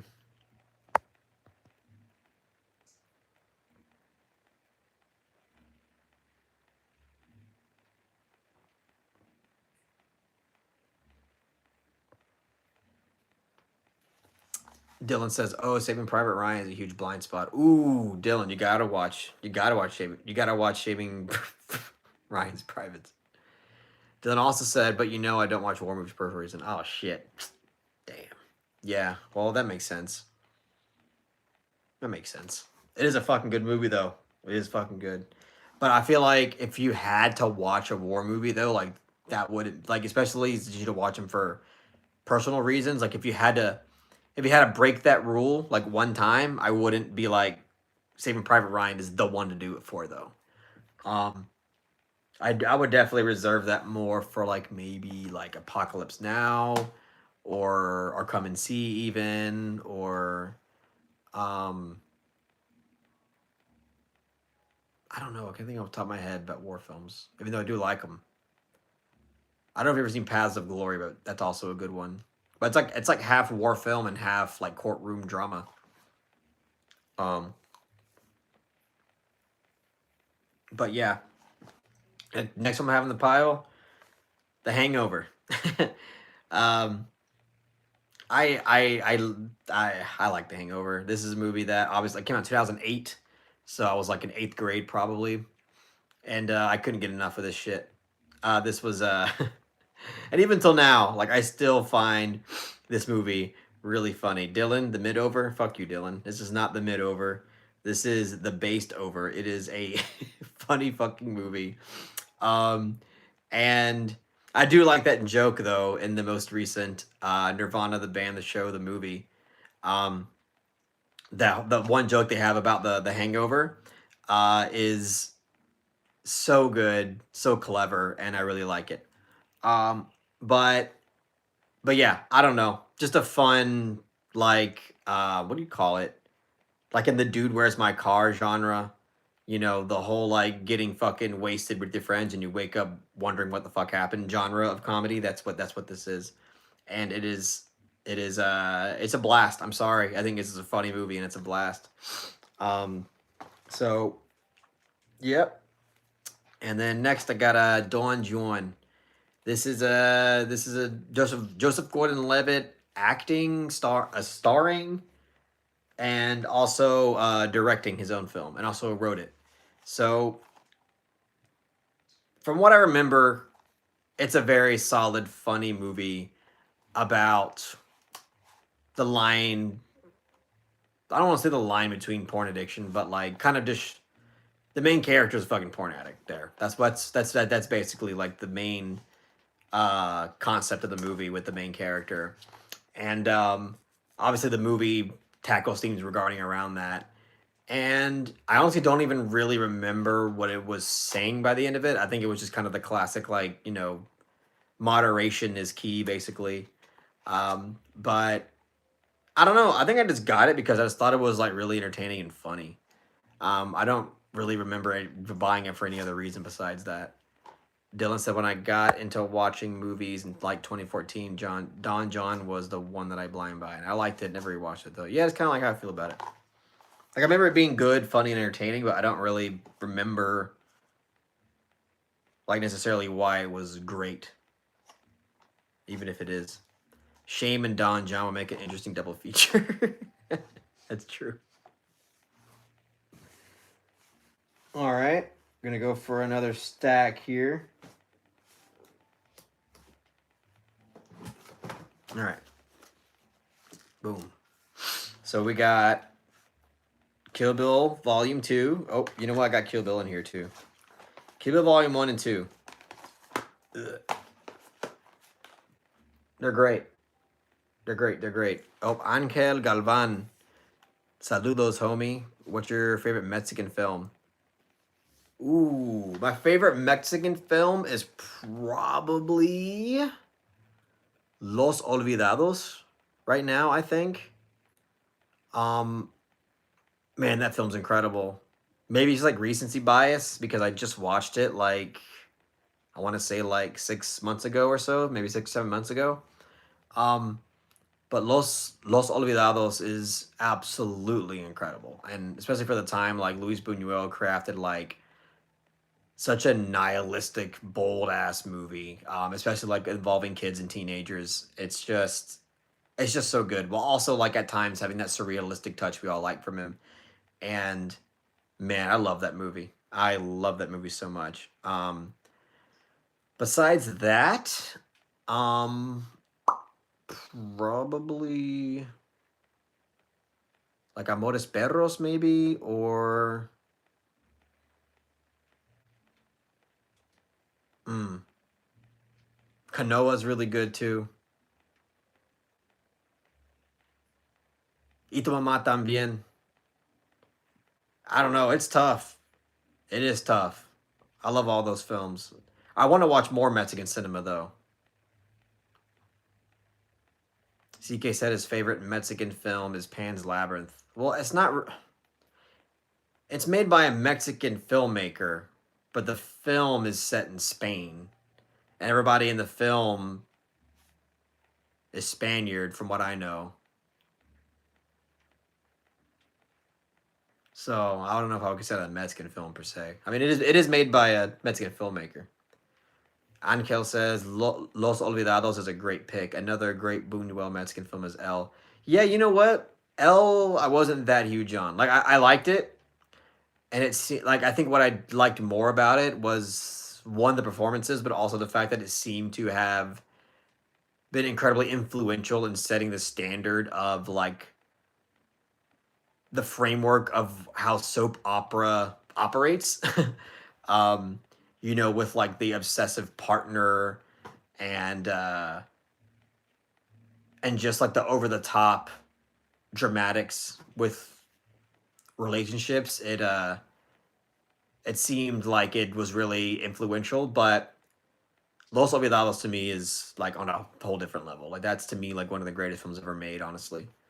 Um, but anyway, going back on track, Kill Bill 1 and 2. Um, Internet user says, "Have you seen Deep Crimson? It got a Criterion release last year. I didn't see that, man. Okay, I guess that makes more sense. Then Amores Perros might be my favorite Mexican film. It's a fucking good one. Amores Inc. says Amores Perros blew my mind when I watched it. We have a new Iñárritu starring Tom Cruise this year. The best. Yeah, that's interesting because like I like Tom Cruise, but I'm not huge on him. Like I think obviously I like him more when he's working with like actual creative directors like Stanley Kubrick and Paul Thomas Anderson. So I think since he's working with Iñárritu, yeah, I'll probably like him in the movie, but um, I think Tom Cruise is definitely like I see him more definitely like as an action star than like a drama actor in my personal opinion. But we'll see what he does. Ink said I don't like Tom Cruise as an actor, but Magnolia's hella performance. Yeah, I agree. He's really good in Magnolia. Um. Anyway, sorry. Okay, from now on, I'm gonna hold off on the comments until I finish the stack. Kill Bill 1 and 2, one of Tarantino's best works. I mean I just consider them one movie at this point. Um, I actually like Kill Bill 2 more than the first one, and I feel like that's a really hot take. Um, but like if I had to split them up and say yeah, like I think Kill Bill 2 is a little bit more compelling. The Babadook. This was I don't even know if I'm like that huge on this movie anymore, but this was like a big I don't want to say gateway, but it was definitely like one of the earlier films in like the horror art territory that I really, really liked. Um And yeah, at this time, I mean, at this point, it's a classic. It's crazy to call it a classic. 'Cause I remember seeing this in theaters, and it didn't come out like that long ago. But at this point, it's been very influential, I think, to modern horror, um, and I think enough time has passed to call it a classic. So yeah, but I mean, people talk about the Babadook, but nobody talks about the Nightingale from the same director, uh, Jennifer Kent. And the Nightingale is a better film than the Babadook, in my opinion. But it has content in it that's very hard to watch. Um, so I can understand, why I didn't pick up necessarily and why people don't necessarily want to watch it. But it is a fantastic fucking movie, though. Like The Nightingale is a very good movie. I highly recommend to watch it as long as you can take, pretty awful content. Ink said I liked it when it came out, but after seeing works of Ari Aster and Eggers, I like it less. Babadook, yeah, I see that. That's kind of the way I feel. Another Tarantino, Once Upon a Time in Hollywood. Uh, you know what? Like, I really wasn't the biggest fan of this movie. Like, I liked it and I thought it was good, but I don't know. I just feel like Tarantino. And I mean, I like that this was like a more subtle version of Tarantino. Like, this is him trying to be a little bit more grounded, tell a more grounded story, but still kind of diving into this whole like fanfic element of history type thing. But I I didn't feel like that engaged with the movie. Um, so I don't know. I think I bought it just because I was buying so many like Tarantino films. I just wanted to have like all of them. But I remember watching it and thinking like it was good, but I wasn't that in love with it. So maybe I just need to watch it again, and maybe I'll feel differently. But I don't know. It's a good movie. I just don't have that much to talk about in regards to it, unfortunately. Then next we have Fear and Loathing in Las Vegas. Now this right here is a fucking banger. This is my second favorite Terry Gilliam film because I would put Brazil in front of it more than likely.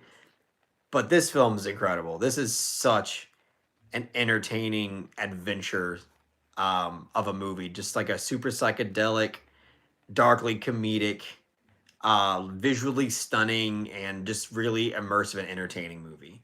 Just super, just bonkers type of depiction of like the drug induced experience, and I really, really, really love it. I own the Criterion too, obviously now, um, and it's just such an unhinged fucking movie. And Johnny Depp, honestly, is probably my favorite performance from him.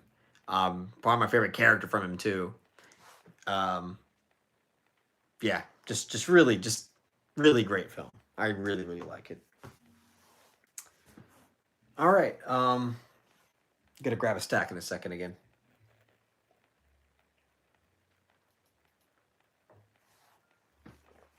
All right, let's see here.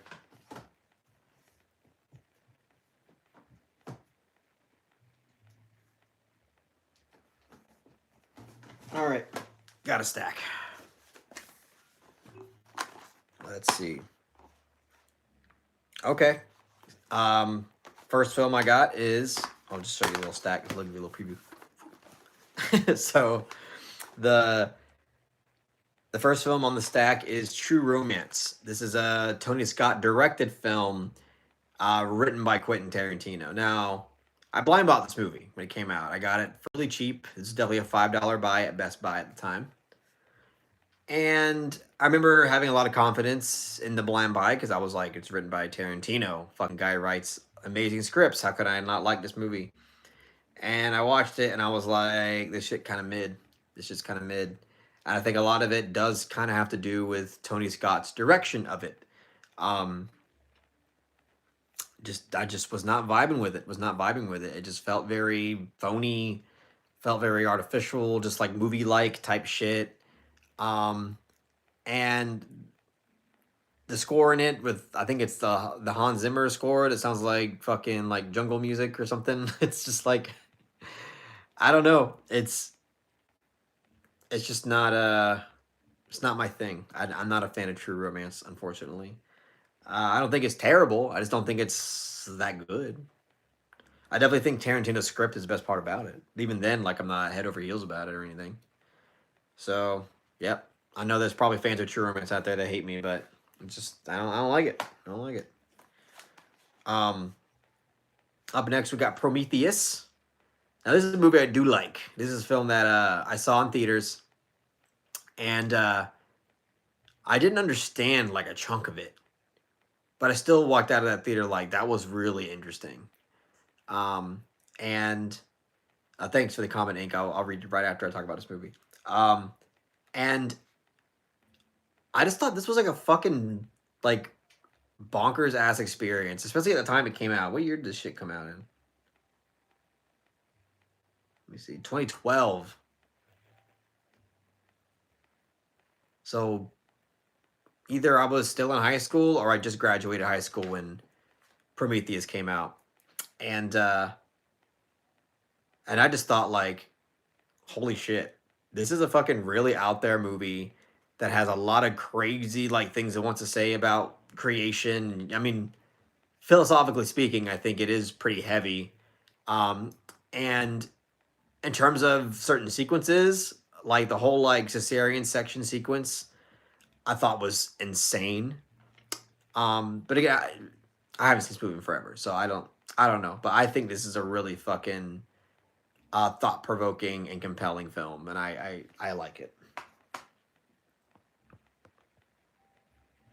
Ink said I'm okay with true romance, but Tony Scott and Robert Rodriguez don't stand a chance against Tarantino as director. The editing in this is so annoying. Yeah, I agree. Prometheus was misunderstood. Everyone wanted another alien film, and they got something different. I love that movie. Hell yeah, that's good. Yeah, that's a good way to summarize it too. All right. Up next, we have another Alfonso Cuarón film, and that is Children of Men. This is my second favorite film from him. The first one being obviously Y tu mamá también. This is my second favorite film from him, and it's incredible. It's incredible. Like I think like conceptually, in terms of what it captures in like this dystopian future, where women can't have babies anymore, and like the population of humanity is on the rapid decline, and how that falls into like apartheid and tyranny and oppression. Uh, Man, like what an excellent film. And yes, as Ink just posted, Lubeski at the helm again, with the camera work and just filled with incredibly impressive and iconic one-shot sequences um, that are just mind-blowing.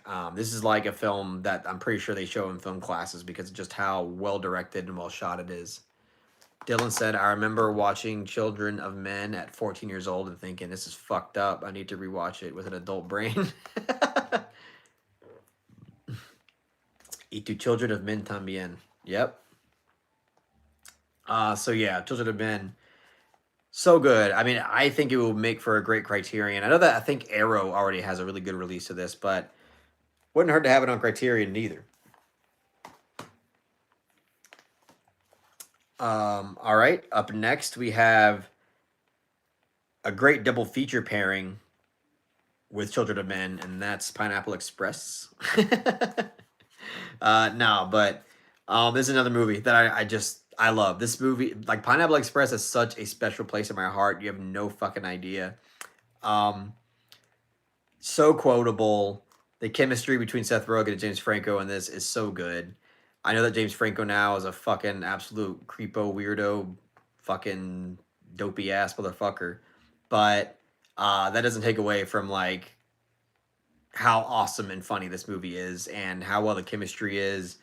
Um, and I don't know, just this is just a fucking hilarious movie. And I think like this is a movie that on first watch, like it's not amazing, but the more you think about it, the more you want to watch it, and then the more you watch it, the more like everything like starts to click, and the more that everything just kind of works. Um, and it's to me, this is one of the greatest stoner comedies ever made. It is absolutely wonderful. Um, the fight scene between Seth Rogen, James Franco, and Danny McBride, dude, it is so good. Honestly, that's like one of my favorite fight scenes in all of cinema history. It is so fucking funny. And also in a way just feels so like real and natural. Like this is exactly how these motherfuckers would fight if they existed. But uh yeah, like Pineapple Express, I'm sorry. Like just a really, really wonderful stoner comedy. Really like this one a lot. I think someone else, if you y'all had some comments, let me see. Watch the behind the scenes of the car chase sequence. Oh, I watched that. If you're talking about Children of Men, I watched that. It's awesome. Uh, Ink said Pineapple Express is Kino before James Franco became a creep. Yep. Green Goblin Jr. smoking that Kush. Yep. All right. Up next, we have Eternal Sunshine of the Spotless Mind. Uh, yeah, this to me is one of Kaufman's best screenplays besides adaptation. Adaptation is the best anything Kaufman's even been associated with. But this is actually directed by Michel Gondry, I think. Michel Gondry, however you say it. But the screenplay is Kaufman's, and yeah, this is really great. Just a really trippy and really well acted film from Jim Carrey and Kate Winslet. But I do think like the presentation of this movie is really like what sells it and is really what makes it unique and makes it an immersive experience. Just the way that we kind of go from one place to another because essentially this entire movie we're inside of Jim Carrey's mind and we're inside of his memories, as they're in real time being erased, and it creates such a fucking surreal and odd, dreamlike experience that is also emotionally resonant about like relationships and and breakups, um, and about identity as well. And this is a really fucking effective movie. I really like this movie a lot. I mean, most people do at this point, obviously, but and also served as fair proof that yeah, like Jim Carrey can sincerely act as well. Like yeah, he's a fantastic comedian as well in that department, but he's also like an effective dramatic actor as well. All right, up next we have The Great Mouse Detective. Uh, Now, this is a Disney film that I feel like is very slept on. I feel like a lot of people don't talk about this film enough. Um, but even with that being said, I feel like I'm not going to talk much about it because it's been, I think, like 14 years since I've seen this movie. It's been a long time since I've seen this movie. So my memory of it's very blurry.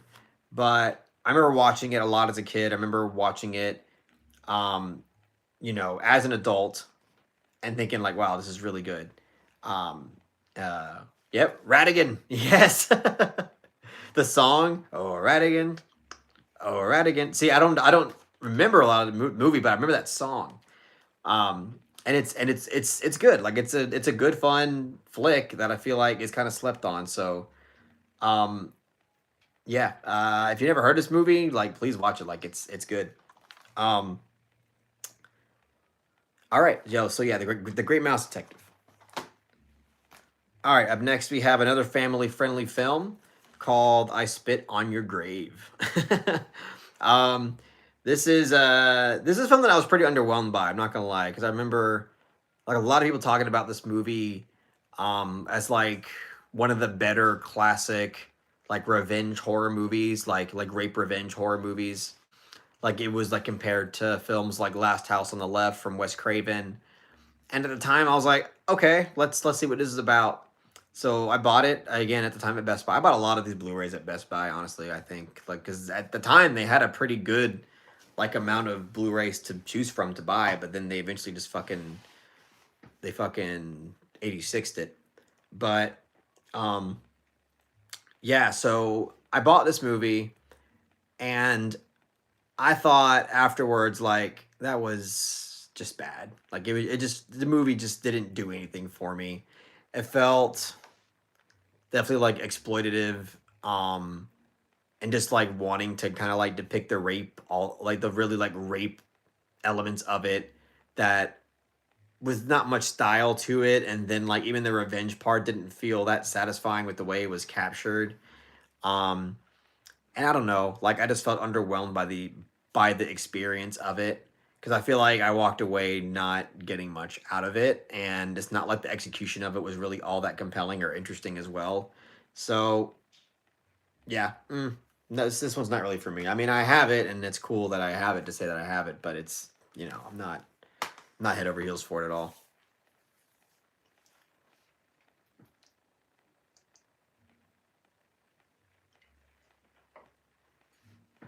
Let's see if I missed some comments.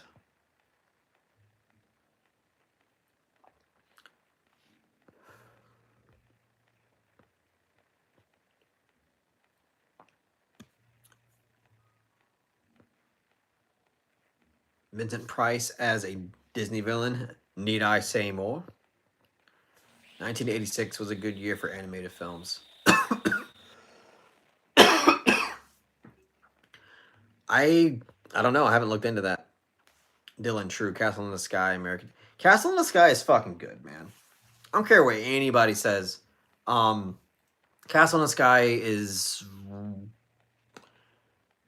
it's so unfairly kind of brushed under the rug. I feel like whenever I bring that movie up or anybody, they are kind of like, yeah, but it's like one of his lesser works. But I didn't feel that way watching it. Like I felt really transported by the movie. Actually, I mean that's not unique to any Miyazaki movie, but yeah, I thought Castle in the Sky is actually really good. I enjoyed that movie a lot.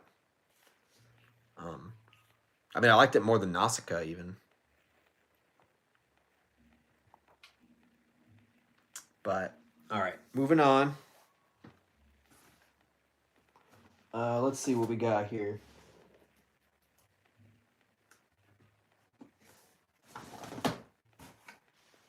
Okay, a little stack here. All right, so the first one I got in this stack is Incendie. Um, Denis Villeneuve in it like earlier in his career, and this is definitely like top three Villeneuve for me.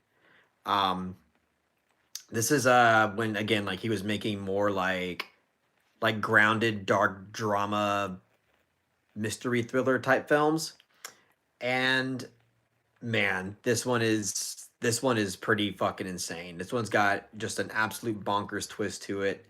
That'll make you want to take a fucking shower and purge your insides. It's very well done, very well crafted, just like the master of slow burn thriller.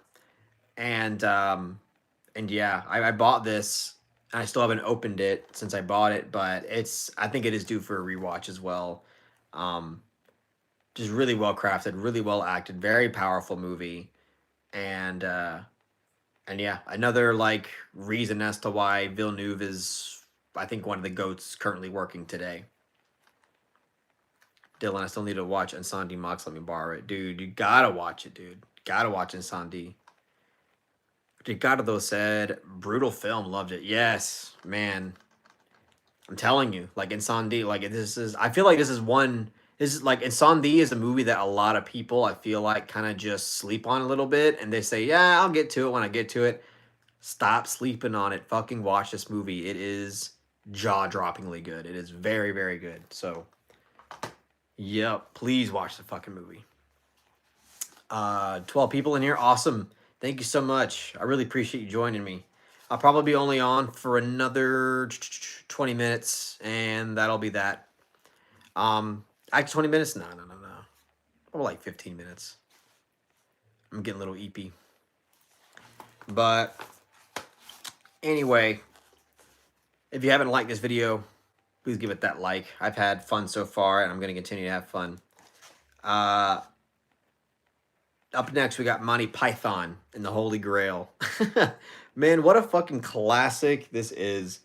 I've seen this movie at least 10 times, and it is just absolutely hilarious every single fucking time. Um, this is like, so I think Monty Python and the Holy Grail, in terms of its comedic approach, I think that in comparison to The Life of Brian and The Meaning of Life, I think that Monty Python and the Holy Grail goes for more jokes. Like I think it's throwing a lot more comedy at you, and I think it's like the downright silliest of all of them. And for that reason, I think like that's why like a lot of people consider this to be the better one. Also, it's not as satirical because Life of Brian, like most of that is satire on religion, and same with like The Meaning of Life. Like that's all very satirical and very like exploring like philosophical ideas in a meaningful but yet like funny way. And this is just more just like silly, just outright fucking super silly humor, stupid humor, brain rot humor. That is super effective and just really really love it. I mean, come on, fucking Night to say knee. That is just too good. Um, and and yeah, this movie could pop in at any time and just really just have a blast with it. So um, love Monty Python and the Holy Grail. I love Monty Python in general. If I had to pick my favorite Monty Python movie, though, it would be The Meaning of Life. I have a special place in my heart for that movie. I do own that actually. It's on 4K somewhere. Uh, might be over there actually. I'm not gonna grab it though. You're just gonna have to trust me on that. All right. The next movie I have is The Wolf of Snow Hollow, starring Jim Cummings and directed by Jim Cummings and written by Jim Cummings. Um, For y'all who don't know who Jim Cummings is, this dude's a madman. The first movie I saw from him was Thunder Road, which he also wrote, directs, and stars in. And Thunder Road is absolutely incredible. I love Thunder Road to death. So far, that's his best film that I've seen from him. Um, so if you haven't seen Thunder Road or heard of it, please watch Thunder Road. Um, but after that, he made The Wolf of Snow Hollow, and um, Dylan, well, I didn't vote for you. Back to the Monty Python thing. Um, he made The Wolf of Snow Hollow, and this is also really good. This is also really good. Like it's a werewolf movie, so for werewolf fans, you get that out of it. But it also has like comedy to it, the same way that Thunder Road does. It has effective drama in it as well, and um, what I really respect out of Jim Cummings is like his ability to not only be a jack of all trades, but somehow have the energy to like really hustle and find financing for his films. Because like from what I understand, all of his films are independently financed like through his own means, which is pretty awesome. Like he's really good at marketing and like really hustling with like crowdfunding campaigns and things like that. And yeah, This is a this is a really good movie. It's just like a fun, like almost like genre type film, but directed by Jim Cummings, and it's good. So please check it out. But definitely prioritize Thunder Road if you haven't seen a Jim Cummings movie. Thunder Road is really where it's at. All right. Um, Dylan said, "Well, now I need to watch Wolf of Snow Hollow. I've never seen it. Yeah, Wolf of Snow Hollow is good. He also recently, not recently, but like I want to say like 5 years ago at this point, he made a film called The Beta Test, which is also good, but it's to me it's his weakest, but it's still a good movie. Um, so up next we have Hereditary. I mean, I feel like this is another film that kind of speaks for itself. Ari Aster, coming out of the gate with his directorial debut, that I mean shook the nation basically. Uh, I mean, just really, really like made an impression. Um, you know, on pretty much everybody watching it. I mean, even people who like don't really like it will have to say like there's certain sequences in this movie that really like affected them. And and yeah, I love this movie to death. This is I feel like Hereditary is definitely going to go down as one of the greatest horror films ever made. But personally, like I think the dark drama in this, the combination of dark drama and horror, is is like what really makes it special and what really is what left an impression on people. And Toni Collette's performance, my fucking goodness, Toni Collette in this movie. I mean, talk about being snubbed like for awards because I mean the Oscars didn't bother to give her even a nomination, which is absolutely fucking insane. And you know, especially considering since like Amy Madigan just won for Weapons, um, I know that she was a supporting actress, but it's like to me it's odd that maybe I mean maybe the Academy's growing, maybe they're doing better with horror, maybe that's what they're trying to tell us. But it's sad that Toni Collette gave like one of the better performances like in the last 10 fucking years, and she doesn't even get nominated. But like Amy Madigan like easily gets an like actually won an Oscar for her supporting role in Weapons, and it's just I don't know, it's weird to me. Um, but anyway, Hereditary is just fucking great. Okay, Ari Aster. But my favorite Ari Aster film was Beau is Afraid, actually. I know y'all think I'm probably just trying to be like special by saying that, but I'm telling you, Beau is Afraid is an absolute masterpiece, and I'll die on that hill. Um, Last of the Stack. Dylan said, "I trust Aster with anything he does." Honestly, yep, same here. I mean, even Eddington was fucking great. The more I think of like that, the more I think about the movie, the more I like it. Honestly, um, and I feel like it's had a lot of staying power. Even though there are like a lot of movies that came out last year, like I feel like more people still talk about Eddington because it's just so different and it's almost like a first of its kind type of thing. And yeah, so I don't know. Ari Aster's is awesome. I don't know what his next project is or what he has in the works, but I am really excited. Always excited to see his films. He's definitely up there as like one of my um like favorite like newcomer directors. I honestly look more forward to Ari Aster movies than Robert Eggers or Safdie, um, which I know is kind of crazy, but that's just the way I feel. All right, up next we have. Oh wait, an internet user said I convinced my sisters to watch Beau is Afraid in the theater with me. Oh shit. You gotta let me know how that goes. I mean, you gotta let me how that you gotta let me know how that went. My bad. Um, but up next is If Beale Street Could Talk, and now this is a movie that is so criminally overlooked and underrated that it hurts my soul.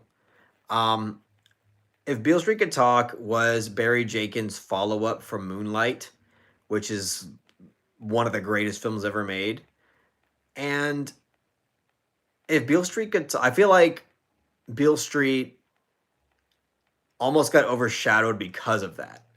Um, and you would think it would be the opposite. You would think that a director that just came off of Moonlight, a Best Picture winner, um, you know, that his next film would receive more recognition, but this didn't.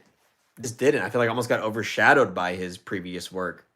Um, yeah, I mean, again, like a very effective and compelling romance with such an amazing score. Like that score is absolutely brilliant and tear jerking. Nicholas Britell at it again. Just really like finding a way to reach into your soul and caress it is what the score feels like. Um, so yeah, like I don't know. I think again, if you're a huge fan of Moonlight, like you slept on this movie, you haven't seen it yet. Beale Street Could Talk deserves your attention. It is so good. Like it's really like a fantastic movie. Like in direction, writing department, and of course the score. Um, Read some of these comments.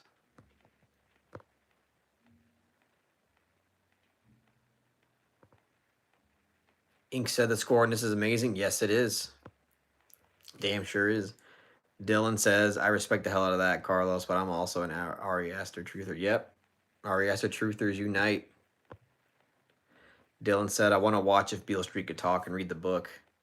Definitely, I don't know anything about the book. I don't read because I'm a low IQ individual. Internet user says, I think they liked Beau. I'd say I felt the highest regarding it. Okay. Well, I mean, at least they liked it. Ethan said, have you seen the miniseries Barry Jenkins made called Underground Railroad? No, I want to see it. It's a film that I mean, that's something I haven't seen, but mostly because like I don't really watch miniseries or shows like that. So the only miniseries or shows from a director that I like watch immediately is Refn. Like I immediately watched Too Old to Die Young, and I immediately watched Copenhagen Cowboy, um, which are both phenomenal. I can't recommend both of those enough. Like, please go watch those. Um, but yeah, I just don't really watch shows that often. Like I'm very, very picky with like series and shows.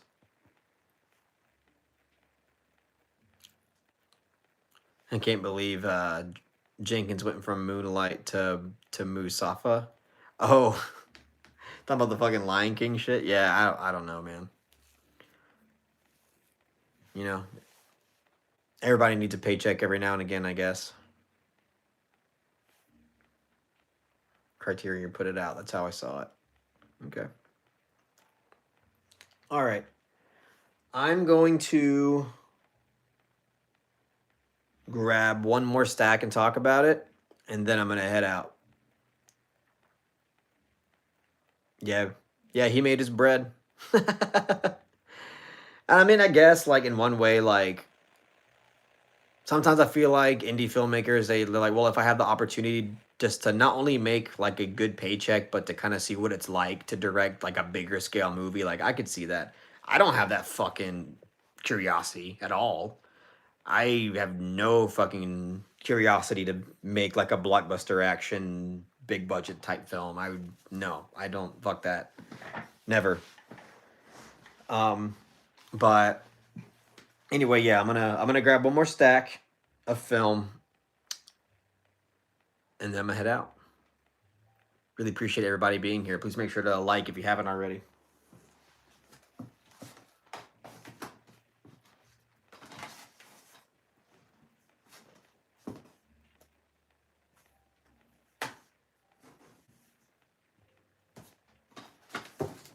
Let's see. Let me make sure I grab an interesting stack.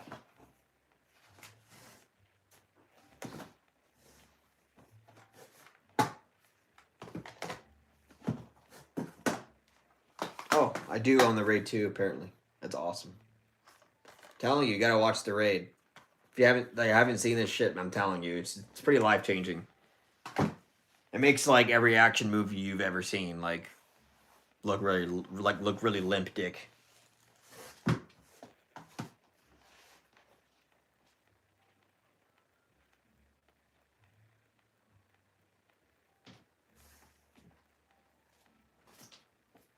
All right. I think I got a pretty good stack here. All right, so first up we have in this stack, we have Waves, directed by Trey Edward Schultz. This film right here is so incredible and it's so slept on. I mean, this film is so fucking well directed and so engaging from start to finish. It's been a minute since I've seen it, but I remember like after watching it being like, wow, that was an experience.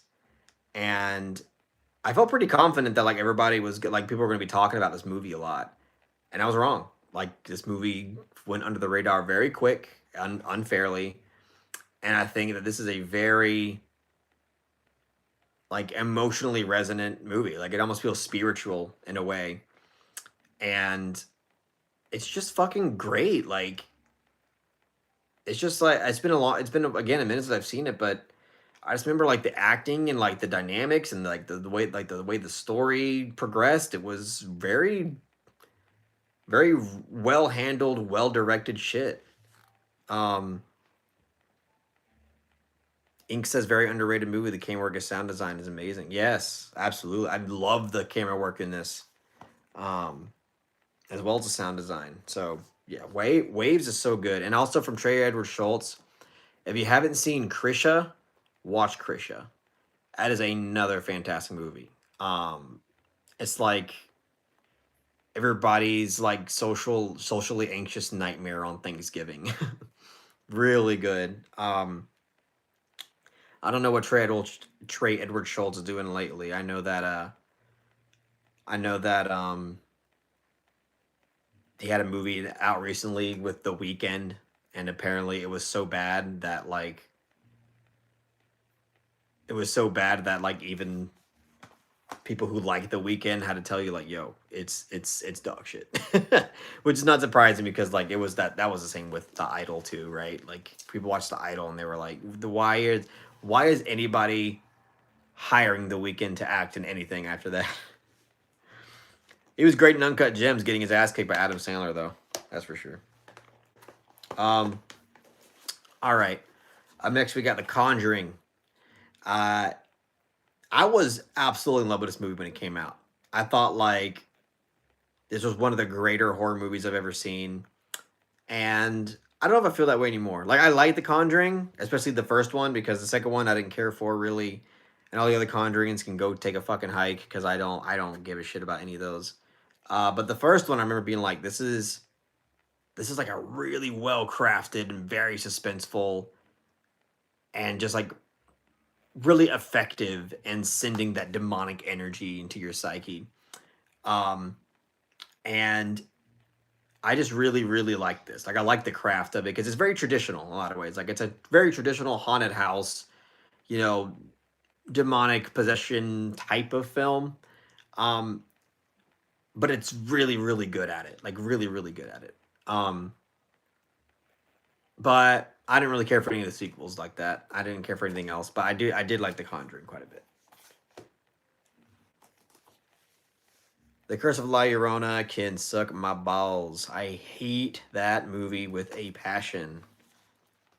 I give that movie a 0.5 out of 10. The only reason why I gave it a 0.5 is because there was a part where Tuco made me laugh, and that was it. Um, oh, yeah. The Cornetto trilogy. I was talking about The World's End. You know, it's my least favorite of the Cornetto trilogy, but it is still really good. It is still really good and very funny. It's got everything that you like out of the Edgar Wright comedy team here, and yeah, a lot of drinking beer and bar hopping, and it's a lot of fun. Fast Times at Richmond High, really good classic '80s high school comedy. Um, Sean Penn doing his thing as that character. It's kind of crazy because like is especially like seeing Sean Penn, do this shtick in the '80s. Um, you know, I don't think a lot of people could have predicted that he was going to go on to win 3 fucking Oscars. um, I don't remember that much from this movie. Just kind of more of the iconic moments. But it is good. It's like I could see why a lot of people like it. I think I blind bought this, and I'm glad that I enjoyed it because I was just kind of going into it as it is. But yeah, that's that. Then Brazil, I just talked about that at the beginning of this stream, I believe. And yeah, Brazil, I think, is arguably one of the greatest films ever made. I mean, the craft is insane. Like the scale of this is absolutely insane. I mean, it's like dystopian fucking future type shit, but the amount of world building and like production design that went on in this movie is it's I mean, it's pretty out there. Um, and and obviously like the social satire is just on point. Like it's just so good. Um, and yeah, so yeah, Brazil is just so good. Like it's just such a brilliant film, satirically well written, and yeah, like the fucking ending to then is just like it's kind of bone chilling. It's kind of bone chilling. Um, but yeah, obviously, I think like the direction is such a huge part of why this movie's so good too. Um, so yeah, Brazil, love it. It's so good. Obviously, I own the Criterion. Rambling Wolfman said I liked Brazil back when I was younger, but not so much now. Ah, damn, really? Ouchie. Well, I haven't watched it in a while. Maybe it's good. Maybe I won't like as much anymore. But it's tough because Terry Gilliam's such a fucking like fantastic director. I think like personally now I almost want to put Fear and Loathing above Brazil. um, but okay, and then I bought Grindhouse. Oh, this came with both. So I think what happened is that I bought Planet Terror like at Best Buy on sale or something, and then I bought this at the flea market. This is probably what I bought at the flea market, and I just got it because I didn't own Death Proof, and it was really cheap. And I was like, well, I know I already own Planet Terror, but let me just buy this. Fuck it. Um, and yeah, like Death Proof is a much better film than Planet Terror. And even then, I don't think Death Proof is like all that amazing either. I know that like Death Proof really has its hardcore fans out there, but you know, I'm not head over heels about Death Proof. Like it's a fun movie. I have fun with it, but I kind of leave it at that. Like I don't think it's anything more than that. Um, so yeah.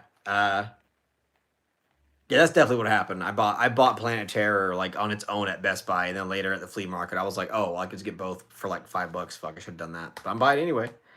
Um, but anyway, that's it, guys. That's it for now. Appreciate you joining. I know that these like streams are not the most eventful thing. I'm just talking about film. I'm just talking about old Blu-rays. Um, but yeah, I'd say I'm